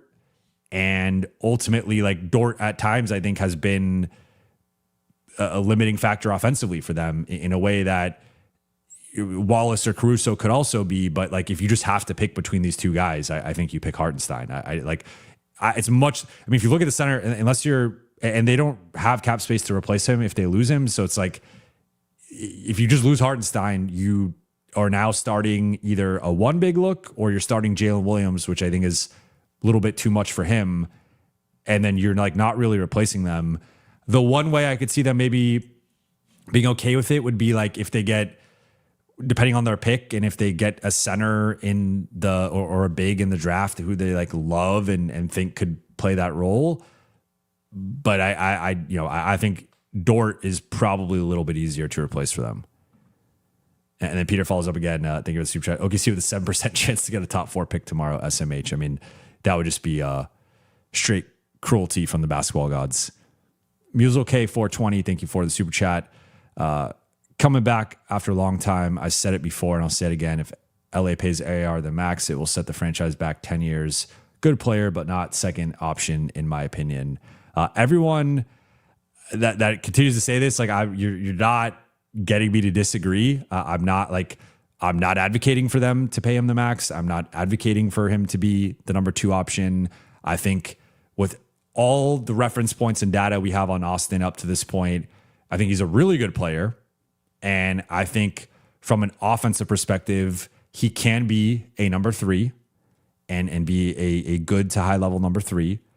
But he also is a player who, if you put too much on his plate, he can struggle with the turnovers. His shot can come and go at times. And obviously defensively, I think he's had some regression on that end and like can be targeted. So if you are keeping him at a certain amount of money, you have to properly build the rest of the roster around him.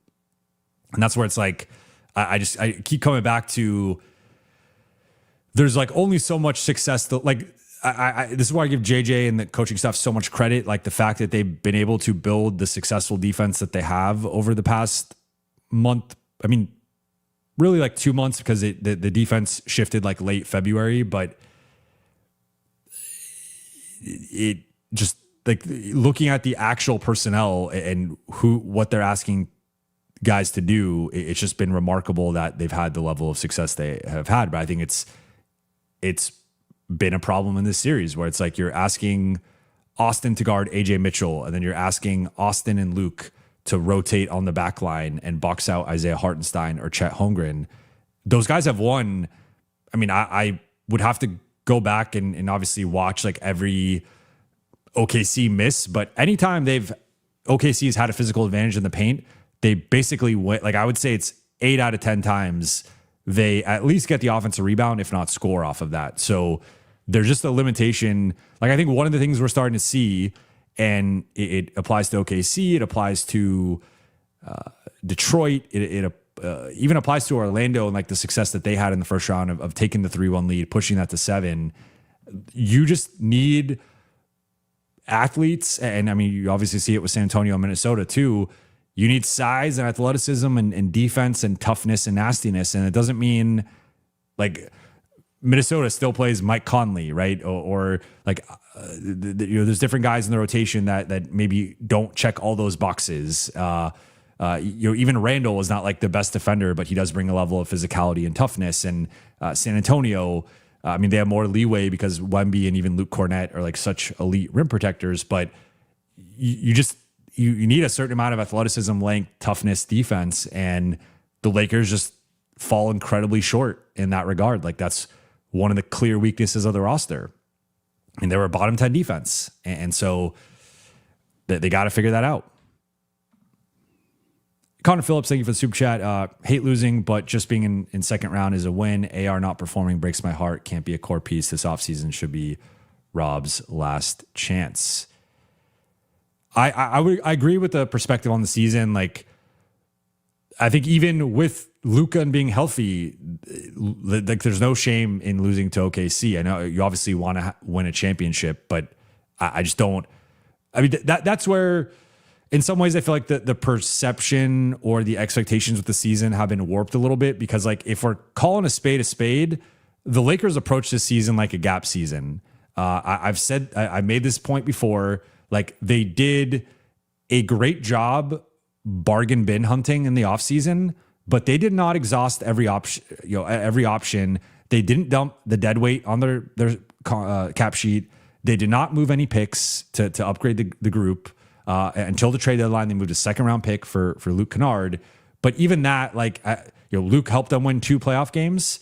And so like that, and he helped them win the Orlando game, and he helped them win other games in the season. So like, the Luke trade was a monster win for them in terms of like, you got off Gabe, you only invested a second round pick, you got this guy who helped swing multiple games for you.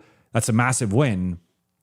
But if we're just being honest about it, like, the Lakers kind of telegraphed they did not feel like they could win a championship based on their moves. If they felt like they could win a championship based on their moves, or if they felt like they could have won a championship, they would have been more aggressive with their moves. Like, that's the thing where I understand, like, I think that the front office did, with the constraints of what they were trying to do, I think they knocked it out the park. The thing that I have fundamentally disagreed with going back to the offseason is that I disagreed with the constraints. I did not think that they had to put those constraints on themselves. And I thought putting those constraints on themselves gave this group a ceiling that this was like a second round team at best. And they got a nice matchup in the first round. They made the second round shorthanded. And it's a kudos to JJ, and it's a kudos to LeBron, and it's a kudos to the front office for the job they did in the summer and bringing in Luke.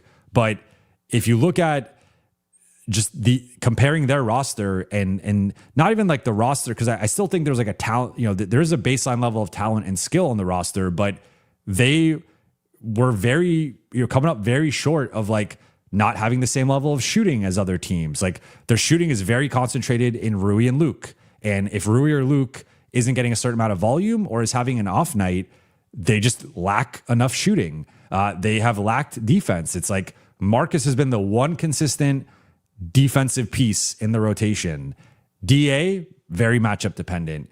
Vando and Jake, Jake has, I think, had some good defensive moments and overall been like an above average defender, but he has some limitations against guards, despite JJ continually using him against guards. And he's obviously been very inconsistent offensively. Vando has been unplayable at times offensively, or at least that's how JJ views him. So it's like, you've just been going through the season basically not playing like defensive guys. And so I just think the fact of the matter is, like, the second round was kind of the ceiling with this group, if we're being honest. And that in large part was because they did not commit to building a better roster. And that was my issue with it, was like, you won 50 games last year. You showed, like, you had a disappointing first round, but that could have gone a bunch of different ways. Of if Jackson stayed, like, if JJ doesn't completely abandon Jackson in the entire bench, if Luka doesn't get sick in game 3, and game 4 that they have the second half collapse and conundrum, like that series could have gone a different way. And even if it didn't, like you clearly need, like my issue has been, I feel like sometimes they have the wrong interpretation or takeaways from a group. Whereas like 2023, for example, it was a nice run to the conference finals, and it was a nice, like, all right, they got this boost after the trade deadline. They make the conference finals. Cool. You beat Memphis. You beat Golden State. Like, nice. But you got your butt kicked by Denver. And yes, like, it was the closest sweep of all time or whatever you want to say, but like, you got swept in the conference finals. Just running it back and being like, well, let's see with like Taurean Prince and Gabe Vincent, I will never understand how that made any sense. And I was against that summer. Then 2024, you kind of run it back again, and you're just like, well, we need a new voice. We need a new head coach. Like, this has been a recurring issue for this, where I feel like they don't, like 2024 is even worse. You lose in the first round in 5. Like, you needed bigger changes to the group, and that's not what they did. I mean, they eventually did. All right, they flipped D'Lo for DFS, but that's midseason or early middle part of the season. And then you eventually do 80 for Luka, but the 80 for Luka trade was not on their summer bingo card. They were not going into that season like, oh, I wonder if Nico Harrison's going to decide to trade Luka. Like, it was, let's try to do something with D'Lo because he's expiring. We'll try to flip him for someone, but I think they've continually run it back in times that they shouldn't, and I'm slightly hopeful that they will not do that this summer, because I think if they run it back, they're a first or second round exit again next year if it's just the same group. And then the rest of this, I've already touched on AR a bunch, and I agree. A lot of pressure this summer. Musical K, 420. Would you rather have AR or AJ Mitchell? LA fans always overhype the role players who perform well into stars. I'm not an AR hater, but max contract, no way. Well, one guy's making $3 million and one guy's about to make $30+ million. So I would take the guy making $3 million who also outplayed the guy about to make $30 million in this series so far.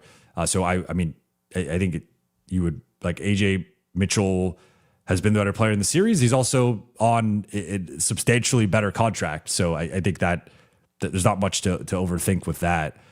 And then again, we've talked about Austin's contract and the max and whatnot. Alma, thank you for the super chat. Hey, Jovan, was reading some chatter that Cavs might be open to moving Spida if he doesn't extend. Would you take him over AR? Yes, he is on the list of players I would take over AR. Now, I don't think that's going to be enough for Cleveland, even if you threw in AR and like the 3 firsts. I don't think that's enough for Cleveland. But yes, and he, like, because I've also talked about, if you lose AR, I think there's like some notion of, I've seen people throw out like bigs or non-playmaking ball handling wings. I think if we've had any additional lessons over the past month, it's been like, even with AR, but it's certainly if you take AR away, there is a ball handling limitation with this group. And it's not as simple as like, go sign Tyus Jones to be your backup point guard or something, or even like have Bronny be your, like, you need a guy who is a threat to drop 20 points a night and get into the teeth of the defense, touch the paint, and play, make, and pass out of that. Like we've seen with, I think Marcus is a great example of, Marcus has scaled up, but Marcus is pretty inconsistent with that, right? And he's not been the most efficient with sometimes calling his own number, or sometimes the ball handling and passing has been really good. Sometimes it's been subpar and a lot of turnovers. And so, and Austin has obviously had his own struggles with that, especially in the playoffs. So it's like, I just think if you move on from Austin, you doesn't mean you need to replace him like for like in the transaction with a guard or another ball handler. But if you, like, this is where I've talked about, like, Trey Murphy is like a big one that people love.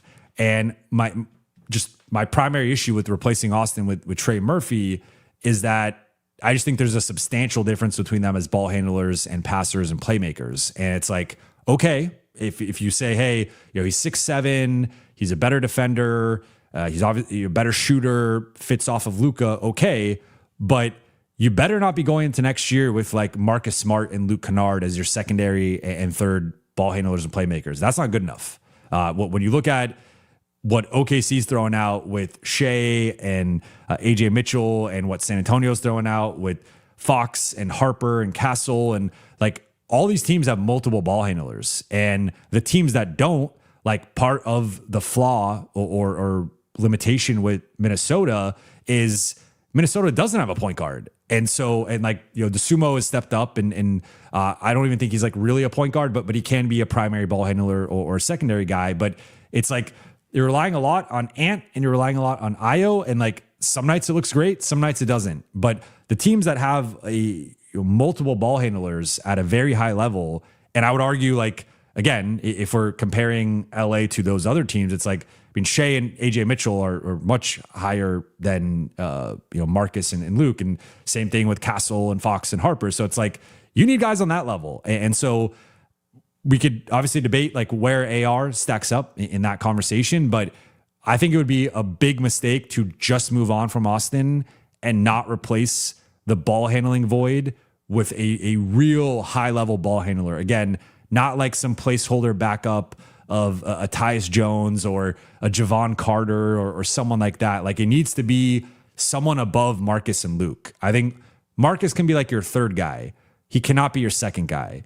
And Luke, I think, is more of, down at like fourth or fifth in the ball handling pecking order, ideally, or even lower, honestly. But like, you can maybe get away with that.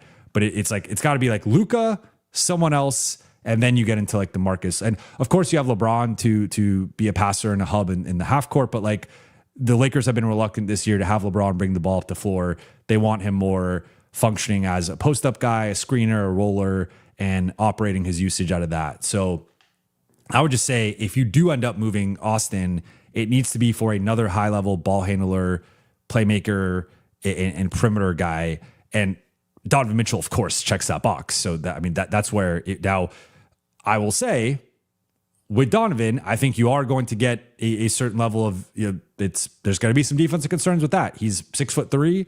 He's more athletic and quicker than Austin, but he is a guy who can be attacked on the defensive end as well. So now he's at a much higher level offensively. So I mean, he's a better player. It offsets some of the defensive concerns as well. But I'm just noting that, like, I still think like the general premise of how you build your defense would still apply with Donovan, compared to Austin. But my thing that I just will be, adamant on with the entire Austin dialogue is, like, if you do replace him, you need to be finding another high level ball handler or playmaker, because it cannot just be Luka and a bunch of role players. I don't think that is at a high enough level. And again, I'm talking about like primary ball handler, playmaker from the perimeter. Of course, again, LeBron could do that in the post or short roll. He can even do it from the perimeter, but the Lakers have just been trying to save that part of his game. And so I'm talking specifically like backcourt guys. You need a jump in the backcourt. Peter, thank you for the super chat. NBA offseason storylines. 1, Giannis. 2, Cleveland maybe trading Mitchell Mobley. 3, LeBron. 4, Denver maybe trading Murray Gordon. 5, Duren contract. 6, AR contract. Off the top of my head, I would agree that those are probably the 6 biggest ones. I would probably flip the order a little bit.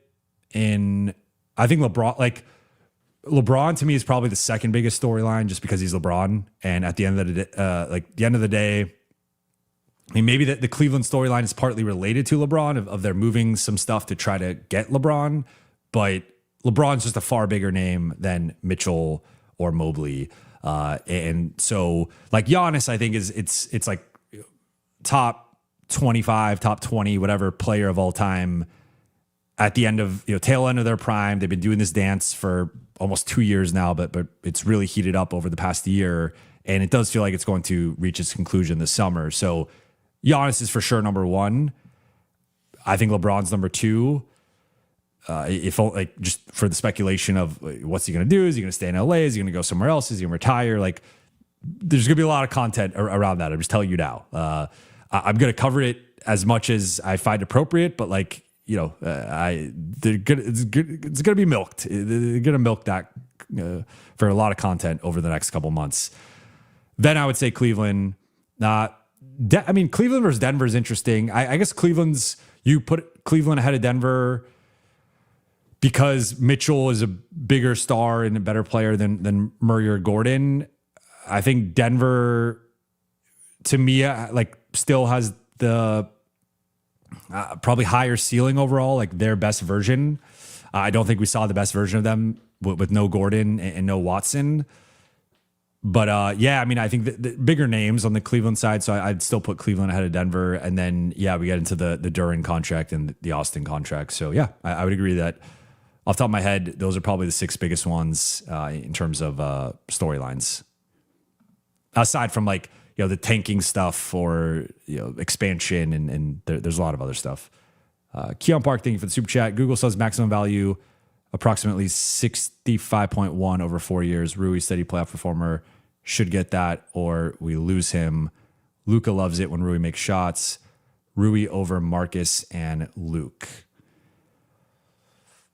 Is that, so you're saying that's what the bird writes or just what I'm confused on what Google specifically is saying here, because his cap hold is at like almost 30 million. So Rui can get more than this. I don't think he will get more than this.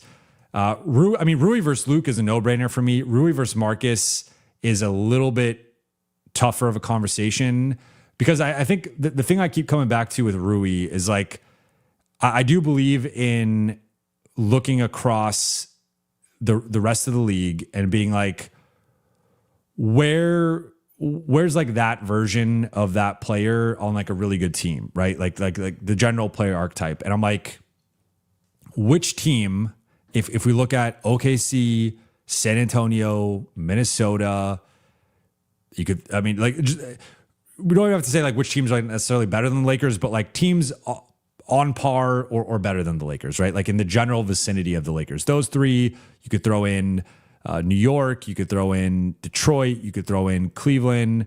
And where is the Rui archetype of a 6 foot, we'll just say like generally, I mean, 6'8", but like we'll say a general like 6'7" to 6'9" forward who is a below average ball handler, passer, rebounder, and defender. Like but lights out shooter. Like, I mean, obviously best playoff shooter of all time, but we'll say like, top 10 shooter in the NBA and in both mid-range shooting and 3-point shooting. I mean, you can maybe even argue top 5, but like top 5 to 10 3-point shooter and mid-range shooter. There isn't like a clear archetype of Rui on any other team. And just because there isn't an archetype doesn't mean that player can't have value. But my point is, and I made this point recently with Rui, is like, I think Rui either needs to get better defensively or as a rebounder. And I think it's tough to have a front court player be subpar in both of those areas. And I think he had a strong start in the Houston series, but I thought he progressively got worse. And I do think he's been below average in this series. I think he's been late on a lot of doubles, getting blown by on some of the splits. I think the rim protection, the rotating, the low man, the boxing out, the rebounding, battling their bigs, like I just think there's a real limitation there defensively. So I guess if you're going, I also think Austin factors into this too, where if you're moving off of Austin or LeBron, I guess it's like Austin or LeBron, I think I prioritize Rui more. If you're keeping both of those guys, then I just think there's a limitation to Rui ever being the 4th guy around those guys. Like, I just don't think it's really tenable. I mean, I talked about it during the season. This was my main argument for why Rui shouldn't be the starter, and it bore out. It was correct. The Lakers were much better with Marcus as a starter compared to Rui next to the big 3. And it's because you needed a certain amount of defense and motor and energy there. And even though Marcus is not the shooter or the scorer that Rui is, he's a much better defender. And he plays with far more energy and tenacity. He's a leader.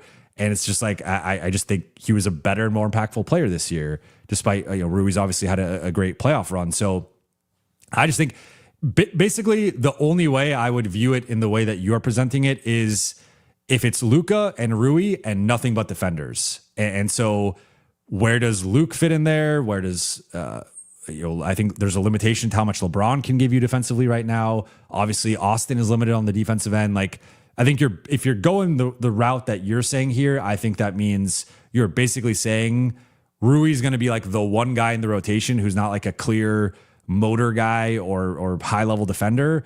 Everybody else needs to be motor and defense to a certain degree. And if that's the case you're making for a roster build, then like there is a pathway for that. But I think if you're keeping Luke potentially, which I know you're advocating for Rui over Luke, but like if you are potentially keeping Luke, I just combined them, Luke as a back end rotation guy or whatever rotation guy, or you're keeping Austin or even LeBron. Like I don't think Rui, LeBron, and Luka works. I just think it's too collectively slow, too low motor, and we just have like it did not go well in the regular season. So I think there's a limitation there. And so point being is like if you're keeping the big three, I think Rui's a bench guy. If you're losing one of the big three, I think Rui can potentially start. But even then, I think you need to prop Rui up with a certain amount of rebounding and defense. And I'm a little concerned with LA's ability to do that because they've had the center need for years, right? And ask Anthony Davis about that. And they've also had a wing need for years, and they've not been able to fill that. So now they need to fill both in the same summer, and I'm just a little skeptical of their ability to do that. But we'll see. If you get the right build, I'm open to it. Otherwise, I think Marcus is more versatile. I think Marcus fits in more styles of play and just a more complete two-way guy compared to Rui. And then you're saying the MLE max approximate value 4 years 65. So that's so that's about let's see what that is annually. 65 divided by 4, 16.3. I mean, that's fair value for Rui. I don't have any qualms with that. But I just think it does. Like, I just think it depends on the rest of the group. I think it's hard, like with all these things, right? It's tough to say without knowing. We also don't know like LeBron's situation. How much money is he going to command? And then if LeBron commands above a certain amount, it does put the Lakers in a position of like, if you want that wing or you want that center, you might have to lose Rui or Marcus or whatever. So there's just a lot of moving parts right now. It's really tough to say, but I think that's going to be the challenge of the offseason is figuring that out. Peter, thank you for the super chat. DA is picking up that $8 million option. OKC Bigs, wow.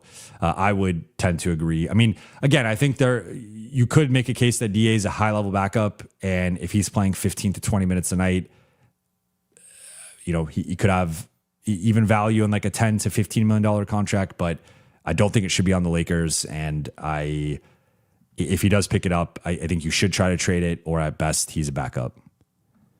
Christopher, thank you for super chat. AJ Mitchell completely outplayed AR. He outplayed him in game 1. He outplayed him in game 3. I think AR was better in game 2, but he's outplayed him for the series. Gary Singh, thank you for the super chat. Not even sure who Lakers should bring back. They're good offensive players. AR, Rui, Luke can't play defense. Defensive players can't shoot. Jake and Vando. But you could kind of throw Marcus into the latter, although he has been more reliable as a shooter, especially compared to those guys. But yeah, I mean, this has been like, they have a lot of one-way guys. They have a lot of one-way players. And I think you could I think Jake and Vando are probably guys you should try to move off of. And then AR, Rui, and Luke, you might even be able to make the case that you can only keep one of the three. And I think the Lakers would prioritize Austin in that case. But at most 2 of the 3, I don't think you can keep all 3 of them. The more we talk through this, the more I think through it. I'm like, and that's why I've been making the case like Rui versus Luke. I think you could have one defensively challenged shooter in your rotation, and Rui at least like Rui's a much better defender than Luke, and Rui also has size and athleticism that Luke just doesn't have. So I think like Rui fits more, like Rui can fit into a switching scheme, and Rui can defend different types of players offensively. I just think in general his defensive processing, the rebounding, some of the low man rotations, like I just don't think they're up to where they need to be. Logical Laker fan, thank you for the super chat. JJ, much better in year 2. Hope Walter allows JJ Grace to grow. I don't know what IYO, in your opinion. Okay, got you. Who do you think LA should truly keep / build around after this playoff run? #logical. I like that branding. I like the hashtag. I think I would it really depends. It's so tough to say without knowing what, like, I think LeBron and Austin are the two guys that like Austin, I made this point before with him, and I think people overlook this when talking about his contract, is like they're going to keep him on the $22 million cap hold before they re-sign him. So as long as Austin is making more than $22 million, which he will be, like there's value in having him on that cap hold, and he doesn't really impact the Lakers cap space. Like they're going to make all their moves and then re-sign Austin above that 22 million cap hold, or 21 actually. It's 20.9 or 21.9, something like that. 21, 22. He's going to make more than that. And so Austin actually, anyone they're keeping on the bird rights that they're going to sign above their cap hold does not affect the cap space. So in this case, Austin specifically does not, like, now, does he affect the cap sheet? Like in general, of course, like you're making a certain amount of money, and like in future years, will that cap number or will that contract number affect the cap? Of course. But in terms of like, just, Austin, like even if unless he gave them a discount, that would be the only way it would give them more, like, discount from the 21, 22. I think I want to say it's 21. But on the $21 million cap hold, unless he takes a discount off of that, which is not going to happen, the only way they get any benefit from Austin's contract situation would be him just being gone. But at that point, you are adding that 21, 22 million in cap space. But look at the free agents, and I mean, I don't know, maybe you get you keep LeBron, you keep Rui and Marcus, and then you use that for Watson or Kessler, and it's like Watson or Kessler replacing Austin. I still think Austin's better than those guys, and I still think that would be a misuse of that asset. And this is where I come back to, like, with Austin, I think the key is, if you are going to get rid of him, I think you need to either sign and trade him, which he has power in saying that. He doesn't have to agree to anything, or you retain him and then flip him in the future as soon as he can be traded, even in the middle of the 2026-27 season. But letting Austin walk for nothing is, I think, would be a disaster with the whole cap situation. And like, unless the Lakers, if they somehow walk out of it with like Watson and Kessler and keep LeBron and like do a couple other things, okay, that's a different story. But you would have to like nail the rest of the offseason entirely and get like a bunch of value that is like theoretically possible, but I am skeptical of. So I would keep LeBron, keep Austin. Ideally with LeBron, it's a situation where he understands that it's not like, on paper, he should be making more than the Lakers will probably pay him, and he deserves it. But at the same time, it's just like, if you pay LeBron $30 million or $40 million, you just have a limited amount of money to spend in retaining your guys, let alone like adding anybody else. So I think if you can get LeBron on like a $20 million deal, 1 year, $20 million, or whatever, depending on how much more he wants to play, you re-sign Austin at somewhere in between, not at the max, but also I think there's a wide range there of somewhere starting out between, we'll say like 30 to 35, and then it builds up off of that. And then you retain Marcus. I would ideally like to retain Marcus and Rui, then, and make them 6th and 7th men. Then also flip DA, like DA opts in, you flip him. You could flip him the second he opts in. DA, Vando, Jake, and Dalton. I flip all 4 of those, and it's going to require some assets. But then I play with the remaining caps, because that's almost an additional 25 to 30 million in cap space. If you can, like, now maybe you flip those guys for a player, and then it's just it's just a trade, or you're actually like dumping those guys in like a couple of situations, or maybe all in one team would be tough. But I would say like get rid of some of the dead weight on the cap sheet, and then replenish that with ideally finding a new starting center and a new 2A wing. And now this is a very optimistic perspective on the offseason, and very much like best case scenario, but you're asking me. So I would, in terms of the free agents, I would rank them. Well, I mean, I would rank them LeBron, Austin, Marcus, Rui, Luke, Jackson. If DA, and then I would go DA below Jackson, just because I think DA would, if he's opting out, it would be for more money or for at least a long-term deal, because it doesn't make sense for him to opt out if he's not getting either a long-term deal or more money or both. So I would rather have Jackson. If you're asking me, would I rather sign DA to like 3 years, $36 million, and that's like $12 million a year, or Jackson for a minimum for 1 more year? I'd rather have Jackson on a minimum for 1 more year. So I would probably rank then DA, who has an option, as 7th on the list behind, I would go Luke, Jackson. Oh, Luke versus Jackson's tough. Like, Luke's obviously better, but I just think if you're also trying to keep Rui, at some point it gets tough to have like defensive. If you're keeping Austin and Rui, and I just think you need more defense and athleticism, and Luke does not help in either of those regards. So I might prefer Jackson on a minimum versus Luke making like 8-9 million, 7-8-9 million, something like that. But yeah, so I think that the line for me would start at like Luke, of like, I'd be okay with losing Luke, Jackson, or DA. I would really want to keep LeBron, Austin, Marcus, and Rui. That those would be the 4 guys I'd prioritize, and then try to find ways to add more two-way play and better center. Seabread, thank you for the super chat. Reeves, Ayton, Vando, and Kleba have to go this after the season. They need a Benedict Mathurin or Peyton Watson type of player, even Norman Powell. Well, so, I mean, ask Clipper fans about Benedict Mathurin, and their opinion on him has shifted a bit after having him there. I don't think he's good enough defensively. I think he's like kind of typecast as a certain level of defender because of his athleticism and length, and he kind of has like the physical profile of it. But I don't think he is I think there's a reason why. I mean, I thought his slotting in Indiana was perfect. Of like, to me, maybe he could start in a certain situation if you have enough defense, but he's more to me of like a 6-man type. And that's kind of how he was in Indiana. And,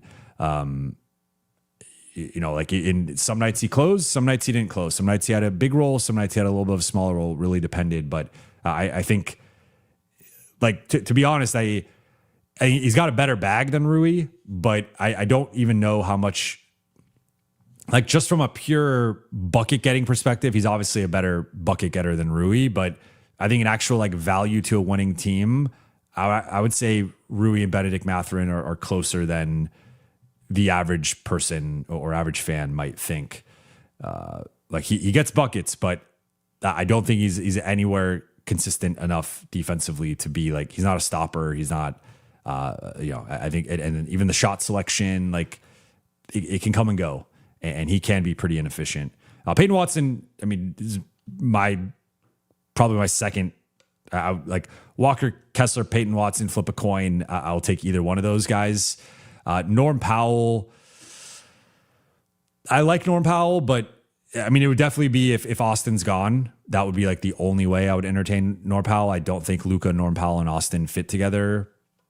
But I mean, he's also had some weird stuff where like his teams have not really wanted to necessarily keep him or been like, okay, moving on from him. So, yeah, I mean, I guess among these 3, I would rank them Watson, Powell, Mathurin.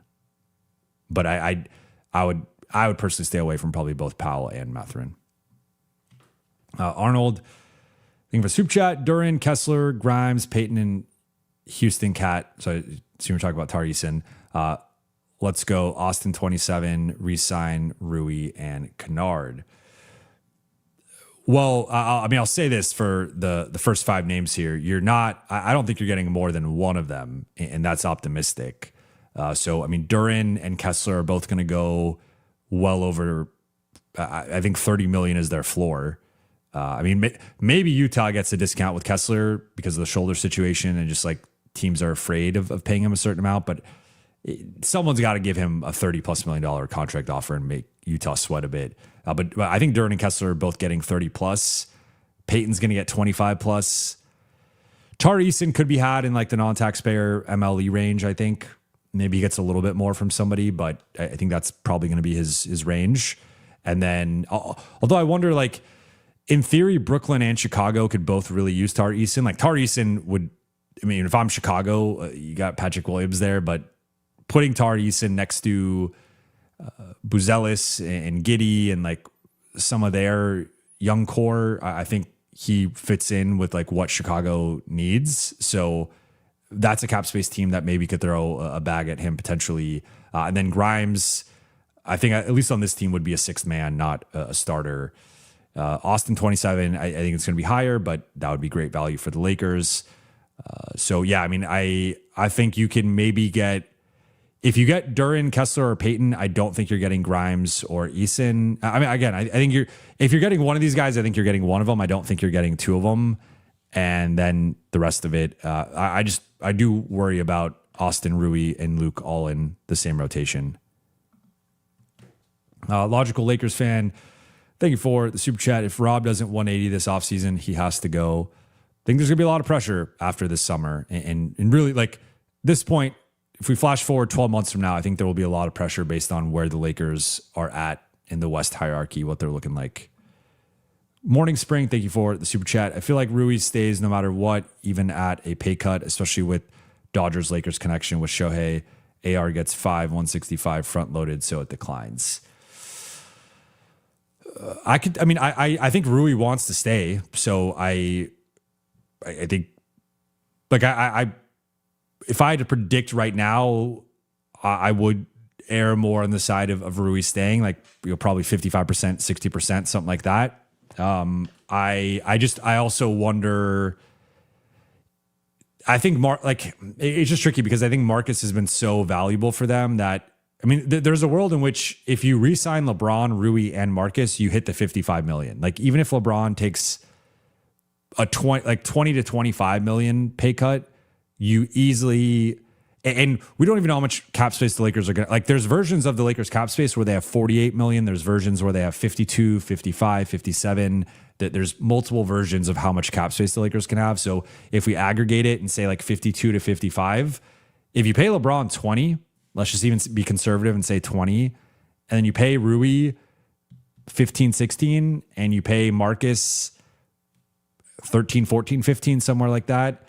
I mean, you could easily hit 50, 52 million or so with just those three players, and that's all your cap space. That's it. It's gone. And so that's before addressing the center spot. That's not addressing another two-way wing. That's it. That's all your cap space. So, I mean, like, again, you can get creative. Maybe DA opts out. Maybe you decline Jackson's or like you revoke Jackson's bird rights. Although it makes like a $1 million difference or whatever. You got to try to flip Vando and DK. But even then, if like they somehow clear all that cap space and they're still at most like 20 to 25 million in space, which you're getting like one impact player with that. So point being is, like, I just think that the tricky thing with Rui, especially if you are retaining LeBron and Marcus, I just don't know where that number ends up being. And like, it's tough if you're Rui and you're like, hey, I sacrificed, I accepted a bench role. I just had this awesome playoff run. I'm the best playoff shooter of all time. And you want me to go from 18 million to 15 million to 16 million to 14 million? Like, that's kind of a tough sell on Rui. Like, I think he wants to be in LA and he would potentially consider a pay cut. But if I'm Rui and if I'm Rui's agent, I'm like, why are I getting 20 million a year? Why are I getting at least 18 and keeping the same contract? Like, that's where it just gets a little tricky. But I do agree that there is a strong Dodgers-Lakers connection here, and they love, I mean, the Lakers have loved Rui since they acquired him, and they've not wanted to trade him. They've not wanted to lose him. So I do think they are going to try to keep him. I'm just saying, at some point you do have to make some tough decisions, and it might very well come down to Rui versus Marcus. And I think based on the performance this season, the lineup data, and two-way play, I would give the edge to Marcus, but maybe the Lakers prioritize Rui and him being a bit younger. AR, I could see something like that. I think that would make sense, like a front-loaded contract. Arnold, thank you for the super chat. Crowd, is this Pop Warner or Little League? Need the Gatorade mom and orange slices. This is millionaires, and I choose to STFU because I spent 200. Make your money. That is just spent, bro. I'm guessing this is about the crowd stuff earlier. So I don't know if this is anti-crowd or pro-crowd. I think he's basically saying like he doesn't want to be told how to cheer. I mean, look, if you're paying for the ticket, like you cheer however you want to cheer. But I know it's been a big thing for some fans that they've been upset with it. Cage Britt, thank you for the super chat. I don't know how we get to that top level due to the weak free agent class needing to sign multiple rotation players back, and any notable trades eat a lot of cap, so it affects our pending free agents if we choose to make a trade. That's where things are tricky. You know what? Like there was a point earlier in the season where it looked like LeBron might not be back, and whether that was him retiring or him going elsewhere. And if that was if LeBron's not back, obviously that opens up some more flexibility. But we've seen how important LeBron has been and how great the big three were together over the second half of the season, and then how important LeBron's been as the number one option since late or early April. But yeah, I mean, to this point, like this has been the point I've been trying to make is like, I think people have like, you guys who watch the show consistently or listen to the show consistently know, like I've got some questions where it's like, can we, like they're saying like they want to sign 7 players or sign 5 players, trade for 2 players, and then also keep Austin, Rui, Marcus, Luke. And it's like, that's not possible. Like the Lakers are going to have to make some tough decisions. And I do think from a priority perspective, Austin's going to be up there. Austin is probably the top priority for them going to the summer. I think LeBron, with where things have been at, is also going to be a big priority for them. And then it starts going to the role players. And I think Marcus has deserved, played to a certain level, deserves a certain contract offer. But you could also make the same case for Rui. I think Luke came down to earth a bit in the playoffs. And like, if you just look at the totality of Luke's tenure in LA, like it's been solid. It's been much better than Gabe Vincent, but it's also like I don't think he's like a must keep at all costs type guy. And then you have Jackson and DA, who I think you can move on from or you can keep, but probably should be making the same amount of money or less than they're currently making. So yeah, it's tough to, as before we even mentioned like free agents or trades. Yeah, it's tough. And like, you got to think maybe there's a way you acquire Dort from OKC, you send them something and they send you Dort, and that you acquire that into your cap space. And then that would go, that could be that two-way. I would say he's like a 1.5 way guy, but like enough of a 2-way guy where he's fit into OKC's system as a shooter, an offensive player, whatever. But yeah, it's going to be tough to check every box. And that's why LA is going to have to get creative.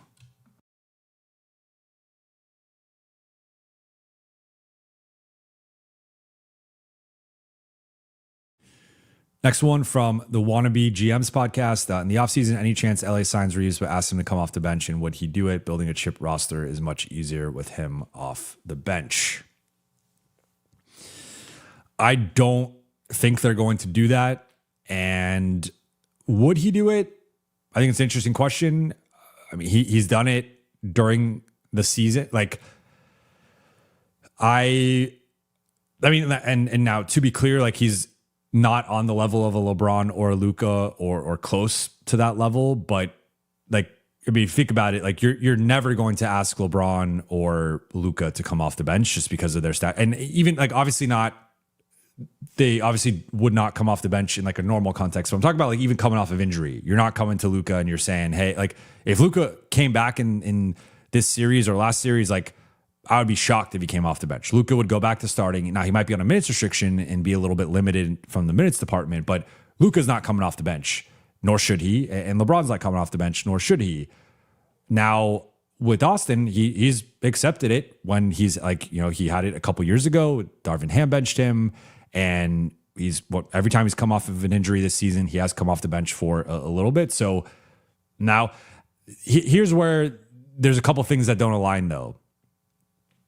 If you're saying you're going to pay him the 30 plus million or 35 or whatever it ends up being, and move him off the bench, I just feel like that there's a cognitive dissonance there between those two things, where if you're willing to pay a guy 30 to 35 million, you don't view him as a bench guy. Like 30 to 35 million is not bench money.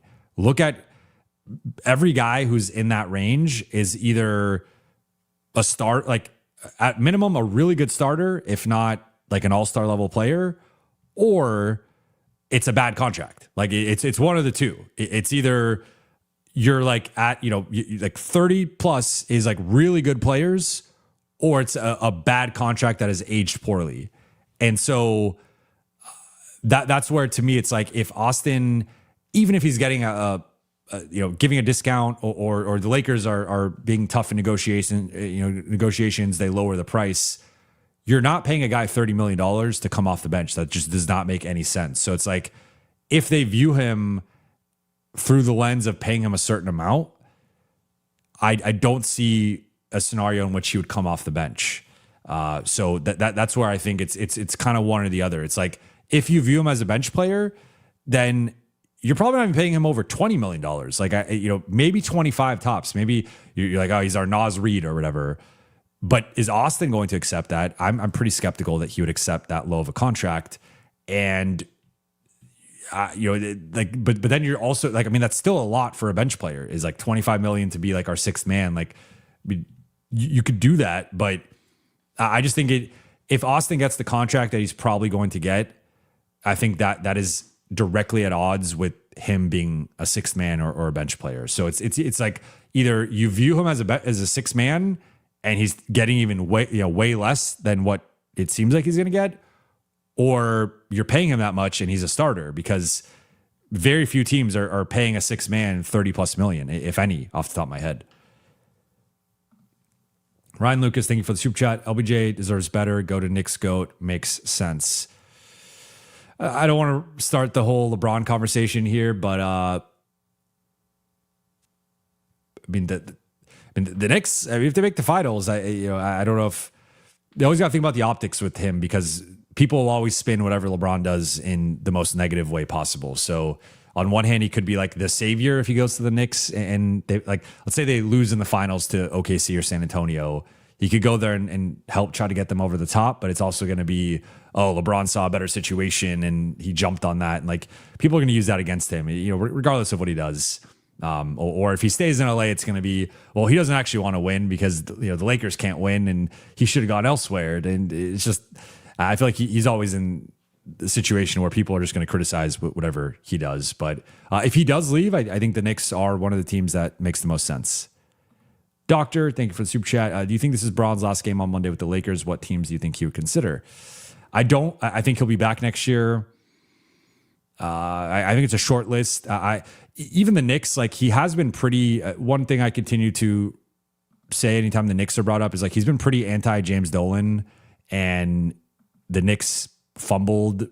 Obviously there's a lot of buzz. Like, is LeBron going to go there in 2010? They were the favorite if he was leaving Cleveland, and that wasn't how that played out. So just feels like it could have happened in 2010. It could have happened in 2018. It didn't happen. And it just, I don't really see, I think it's Cleveland. I know Bill Simmons has been big on the Golden State in that situation. Like, I feel like Cleveland to me is like the only one that has like a clear through line of, he wouldn't be adding like another team to the ledger. It would just be going back. Like, if he goes back to Cleveland, everyone would understand that. It's like, that's where he's from.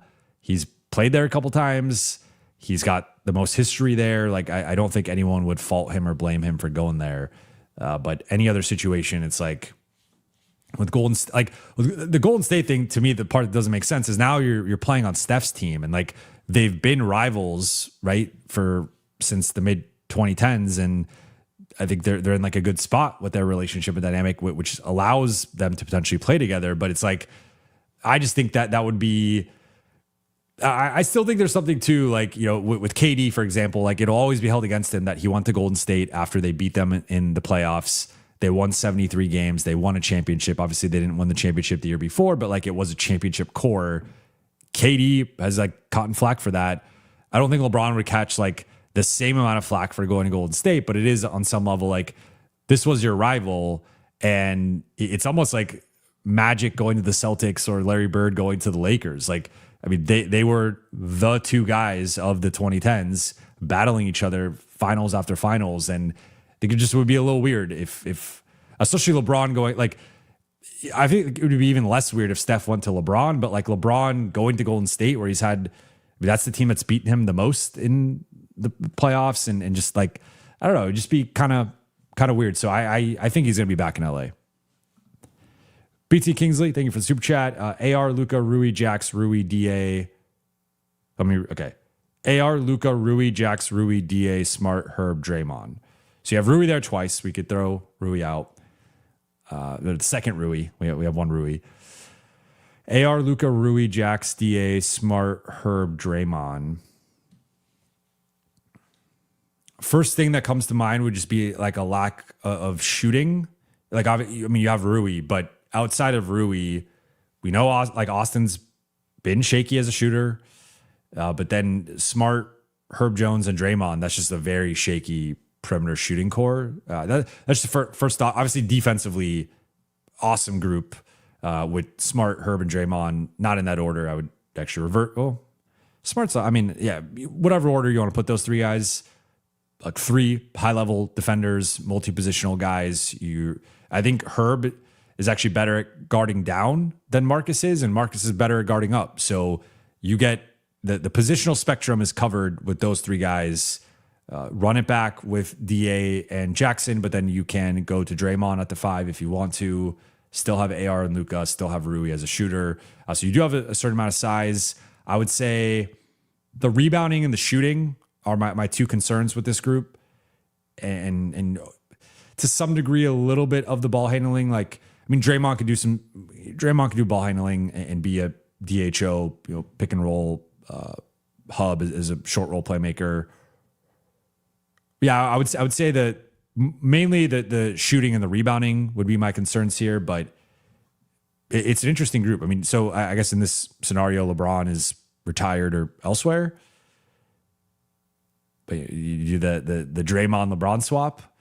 I think Golden State wins that. But yeah, no, I mean, I think this is like so, I mean, I guess the way you get this would be you're retaining the guy, like you're retaining Austin, Rui, Jackson, DA, Smart, and then you're trading for Herb, and I guess trading for Draymond too. It might be tough to get both those guys, but I mean, I like where your head's at. Brilliance wins. Thank you for the super chat. You don't see AR as a role player.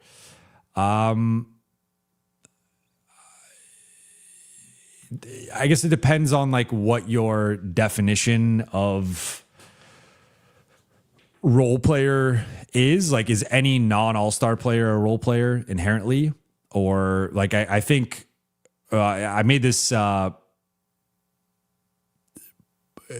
did this in a mailbag earlier in the season where we talked about the role of an Alfred, and that's a JJ term actually from his podcast, where there's the Batman, there's the Robin, and there's the Alfred, and the Alfred. I mean, it's functionally a third option, but it's like a supercharged role player who, and I think I even did something on like the super Alfreds where they're above like a normal Alfred. And I think the two best examples of like a super Alfred are an Aaron Gordon and a Derek White, where they're not necessarily going to be all-star players, but they're also like far too good to be considered just role players. And like they live in this weird zone between, because like I think when you hear role player, at least my interpretation of a role player, like role player is,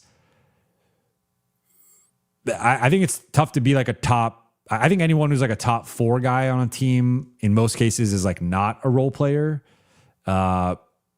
or definitely not top 3. But like the 4th guy, it depends on the team, right? Because for the Lakers, it's either Marcus or Rui. I would argue Marcus, but pick either one. And like I think both those guys are role players. Now, Austin to me is kind of in this zone between he's not a superstar, and I don't know if I'd go as far as to say he's like a bona fide star.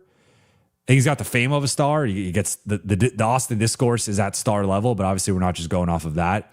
But I'm also like, dude averaged 23 and 6 assists. Like that's above role player. I don't know. Some of the stuff with Austin, like I understand the playoff stuff, and that's where I think I've been like he's a number 3, not a number 2, and I think it will affect his contract to some degree. But I also think like role player for me, maybe my definition is like a little bit different than some people's. But I mean, if you're saying Austin's a role player, then that version of him is probably more like the sixth man, like 20 to 25 million version. And I think he's better than that. And I also think he's going to get paid more than that. So, like I can give you my opinion on Austin. Like the ultimate opinion will be what we see on July 1st, when the Lakers could agree to something and then don't necessarily have to sign him at that time because of the cap hold situation. But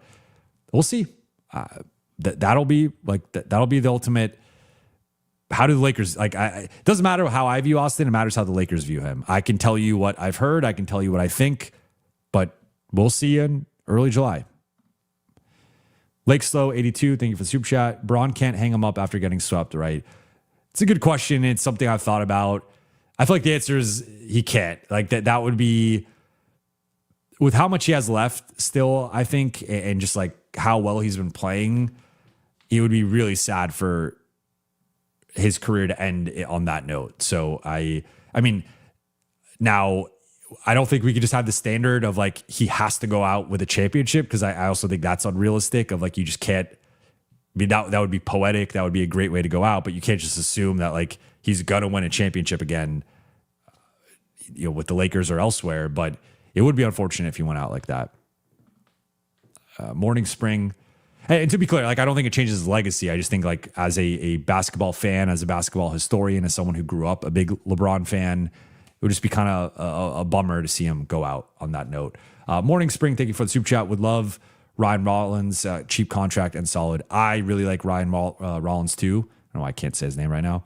I think he is in a weird, like, I mean, I guess to me maybe is more in that like sixth man mold, and depends on like if you have Marcus and Rui there, then like he can't start next to Austin and Luka. Now again, if Austin leaves, then that's a different conversation. Maybe Ryan Rollins could fit somewhere in there, but I think if he's like your sixth man or like third guard, I think he's really good in that role, and he might even like you could make a case for him as a starter. I'm not like I like him to that level. I just think it. Also thinking about it in like a Luka context of like what fits next to Luka, I think he probably fits more in like a bench role. Brilliance. Thinking of a super chat. We need players like Wiggins, Watson, Eason, Kessler, Bruce Brown, Jericho Sims, Kelly Oubre, Gary Payton II. Austin could go. Vando could go. Laravia go. DK go. Go. Then he follows up. Rui can go. JJ can go. Pelinka can go. Go. And then he follows up again. Luke can go. Rui doesn't rebound and can't defend.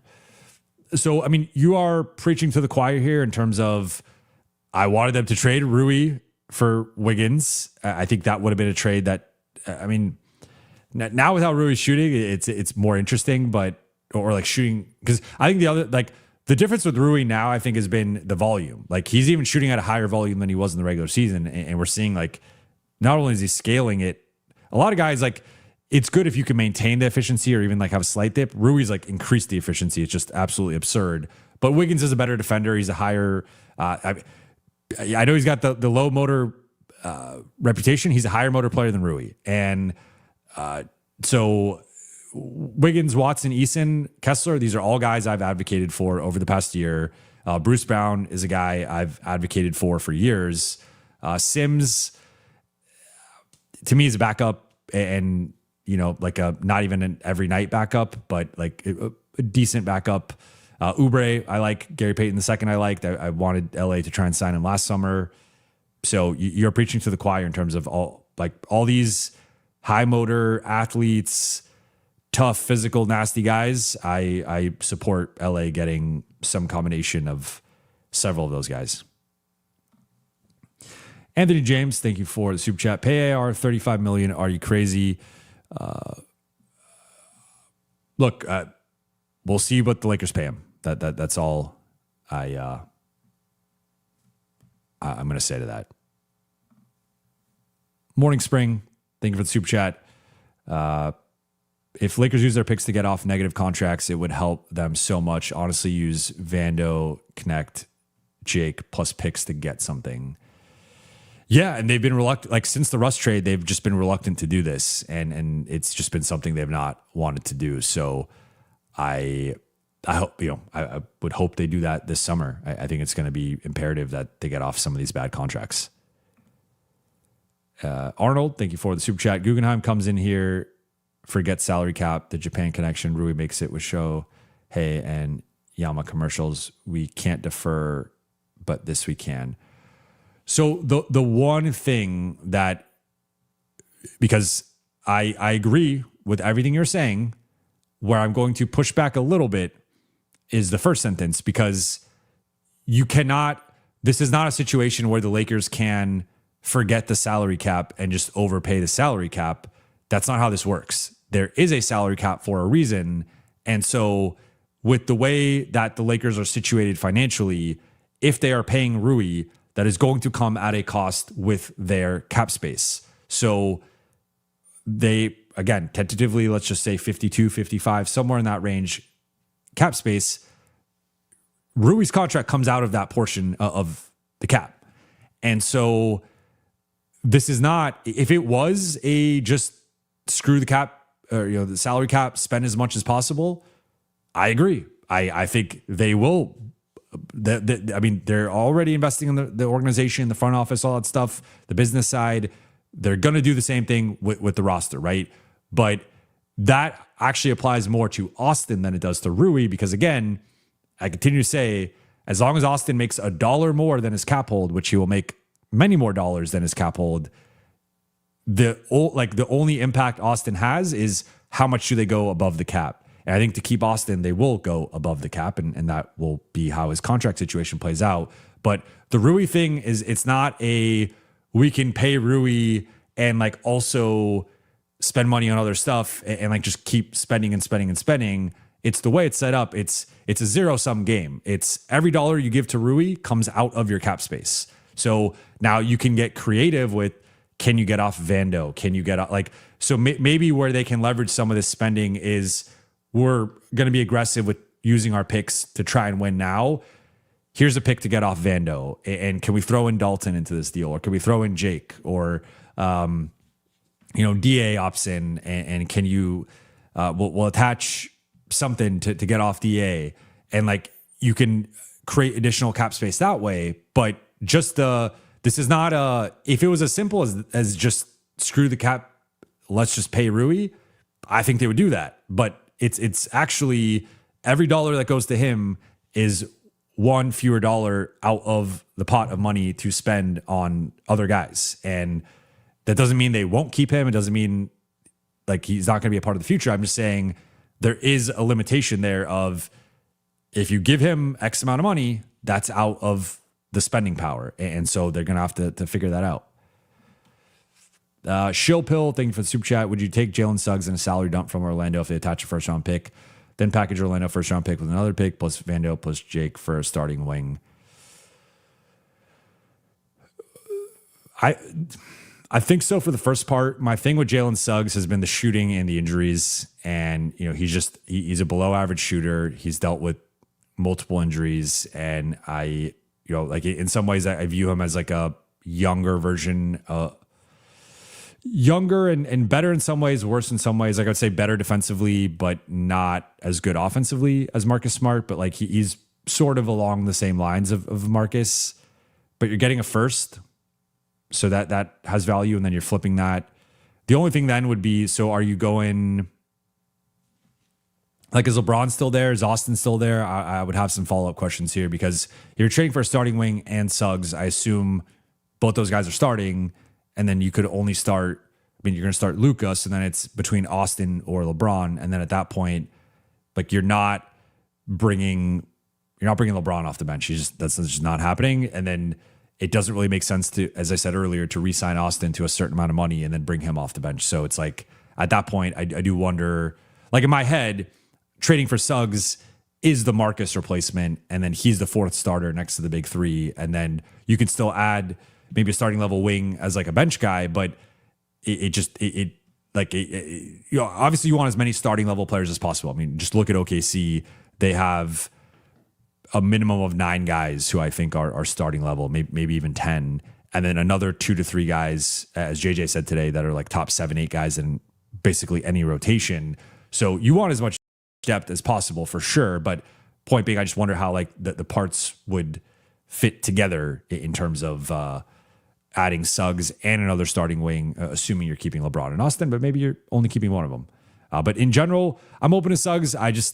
It's not, I don't love the contract. It's a little bit too high for me, but for first round pick and beggars can't be choosers. Like the Lakers have limited options to improve the defense, and that just might be one of the ways. Savage, thank you for the super chat.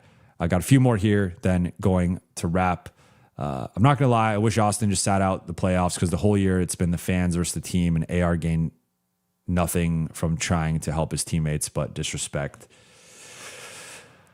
I agree with this, honestly, for the most part. Like I think if I was advising Austin, I would have told him not to return or not to return until he was fully healthy, because I had a feeling that this was going to happen. I had a feeling that he was going to return.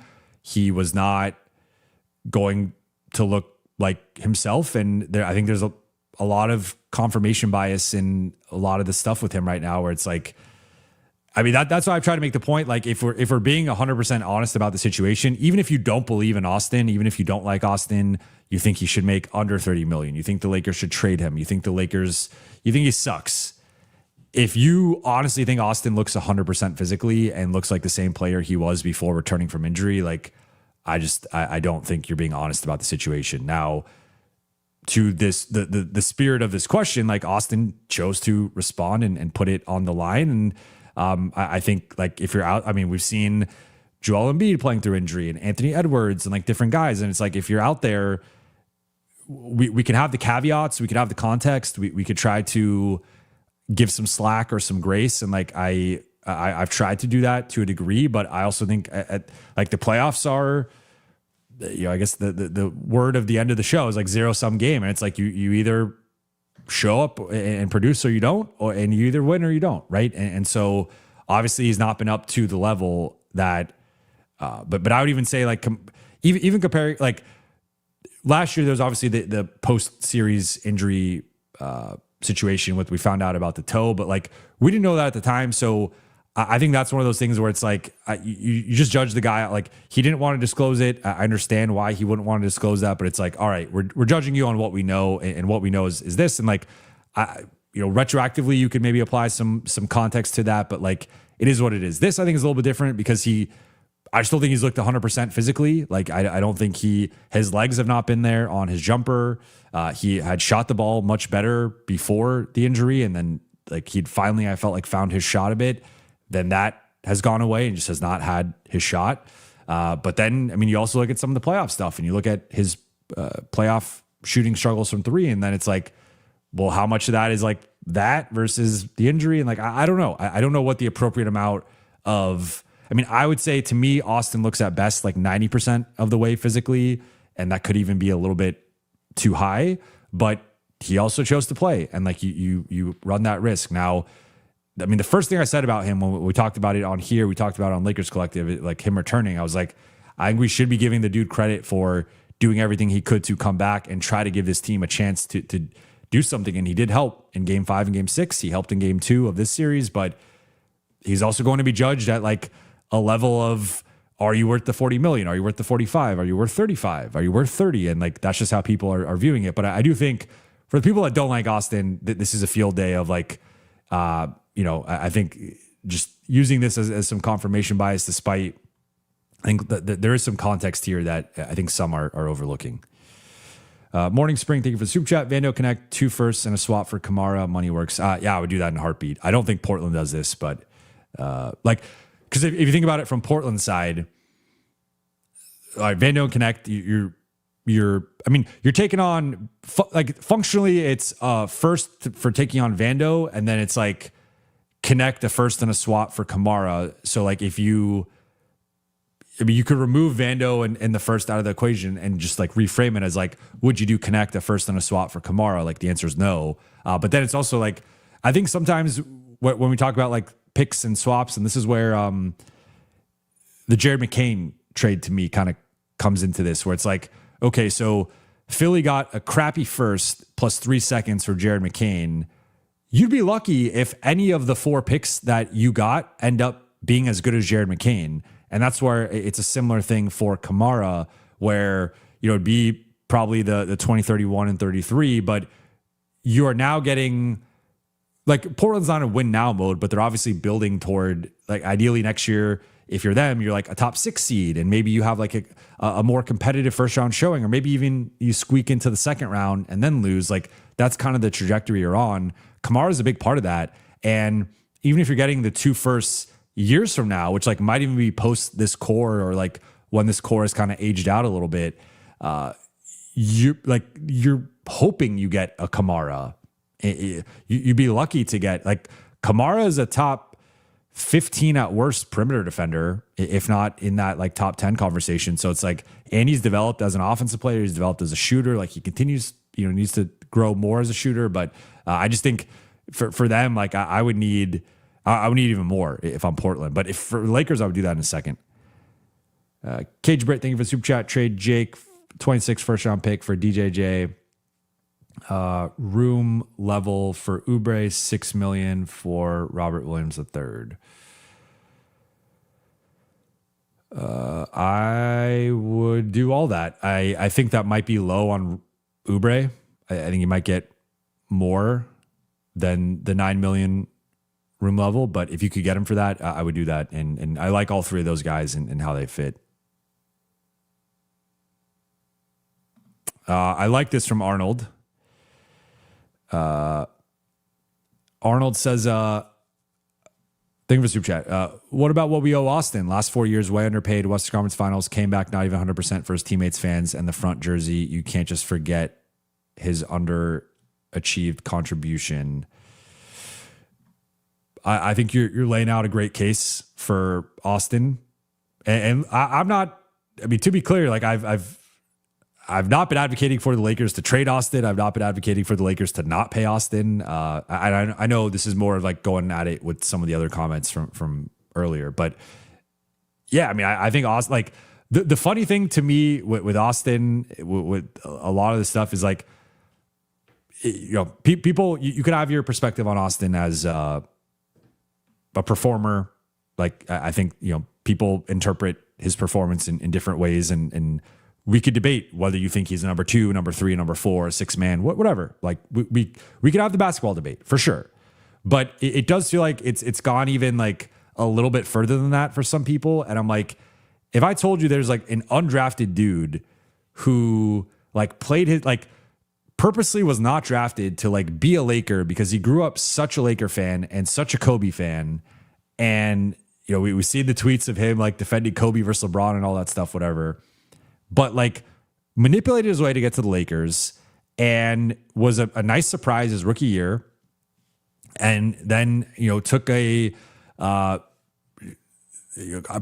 could have tried to wait out for more money, but chose not to, like decided to sign the Lakers contract that they offered him, and like has just been nothing but someone who's like just tried to play his hardest and like represent the franchise in like the best way. Like, loves being a Laker and has said he wants to be a Laker forever, and like has been about the right things and has been about like the right Laker things. And I don't know. I just feel like it, again, if you are just don't like him as the player or don't think he's good enough, like that I'm not going to, like, that's your opinion. But it does feel like some people, it's almost become like a little bit more personal with the people who don't like Austin. And I just think he loves being a Laker, and he generally like plays the right way and tries to play hard. And like, does he have certain physical limitations? Yes. Does he have certain flaws? Like, yes.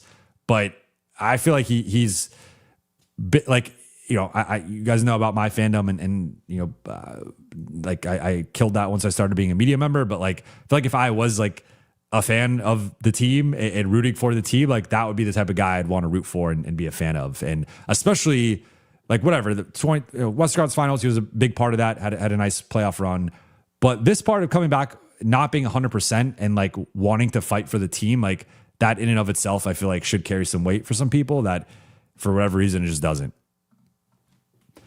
Rich, thank you for the super chat. People overlook Luka's absence. He frees up AR. I agree with this, and I tried to make that point earlier when talking about OKC. And like right now, Austin's being thrown into the fire as the primary ball handler and as like the lead initiator. And I just think we've seen there's some limitations to that. But the healthy version of this team is not Austin doing that. It's Luka doing that. And then Austin is a secondary ball handler and playmaker who in some segments of the game can be the lead guy, but you don't want him doing that for 40 minutes, especially against this caliber of defense. So that's, I think that's a great point. And then final one here from Arnold.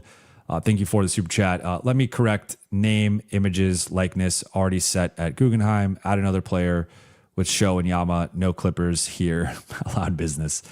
So this is in reference to your point earlier about the cap space and spending money and stuff. I think they're going to do as much as they can, and the Lakers are in a great spot with one of the wealthiest ownership groups in the league now, and we're already seeing some of the stuff on the business side, but we're going to continue to see stuff on the basketball side, and I think you will see a group that is going to spend past the first apron, past the second apron, and you have to be careful because going past the second apron, there are real punitive measures that teams like Golden State and Boston, et cetera, are dealing with, and Cleveland is going to be dealing with. And like, you just got to be careful. Like there is an element of spending to spend, but there's also an element of whether you're losing picks or just losing exceptions or whatever, like there's a way to go about spending the money in a smart way. But I think they're in a great spot, and it's like going to be interesting to see just how they handle everything. And there's a lot of moving parts. I continue to say that it's tough to map out one clear way for the Lakers offseason. Like I have an idea of, I think they're going to keep Austin on the cap hold and re-sign Austin to some number starting at 30 plus million. I think they're going to try to keep LeBron and hope that number is like high enough where he doesn't feel disrespected, but not high enough that it cripples their cap space. I think they're going to try to keep Marcus. They're going to try to keep Rui. And then beyond that, it's what can they pull with the creativity, with the remaining cap space and with their picks, and can they dump some guys? What happens with DA? Like there's just a lot of things up in the air that we don't quite have clarity on yet, but we will be covering over the next month and a half. And I mean, we got a month and 20 days until 21 days until the free agency starts. But to wrap things up here, Lakers lost game 3 by 23. They are now facing a 3-0 series deficit. I think everything we've seen from this group indicates to me they will come out and give it the best shot possible on Monday. Now, as we've seen through the first 3 games, they've tried to give it their best shot, and they've lost all 3 by 18 plus. So history suggests it'll probably be a sweep, but I would also not be surprised if we see a monster final performance from this group and they find a way to extend the series and then lose Wednesday in 5. But shout out to the chat. Shout out to the late night gang. We went long here. This is my longest live in quite a while. I haven't done over 2.5 hours in a bit, but appreciate you guys for rocking with me, after a disappointing loss. And I will be back on Monday with Lakers Collective and then going live after. Actually, we're pushing it to Tuesday because go live after game 4. So yeah, I'll be back Monday for game 4 and then Tuesday with Lakers Collective. But shout out to the chat. Shout out to the late night gang. Happy Mother's Day. Happy Mother's Day to all the mothers out there. I think it's only 5% of my audience is female. It is heavily skewed toward the males, but everyone has a mother in their life in some capacity. So shout out to all the moms. You guys are the real MVPs, and we all are better for you. So appreciate you guys. Shout out the chat. Shout out to the Late Night Gang, and I will enjoy the rest of your weekend. Enjoy Mother's Day, and I will talk to you all on Monday.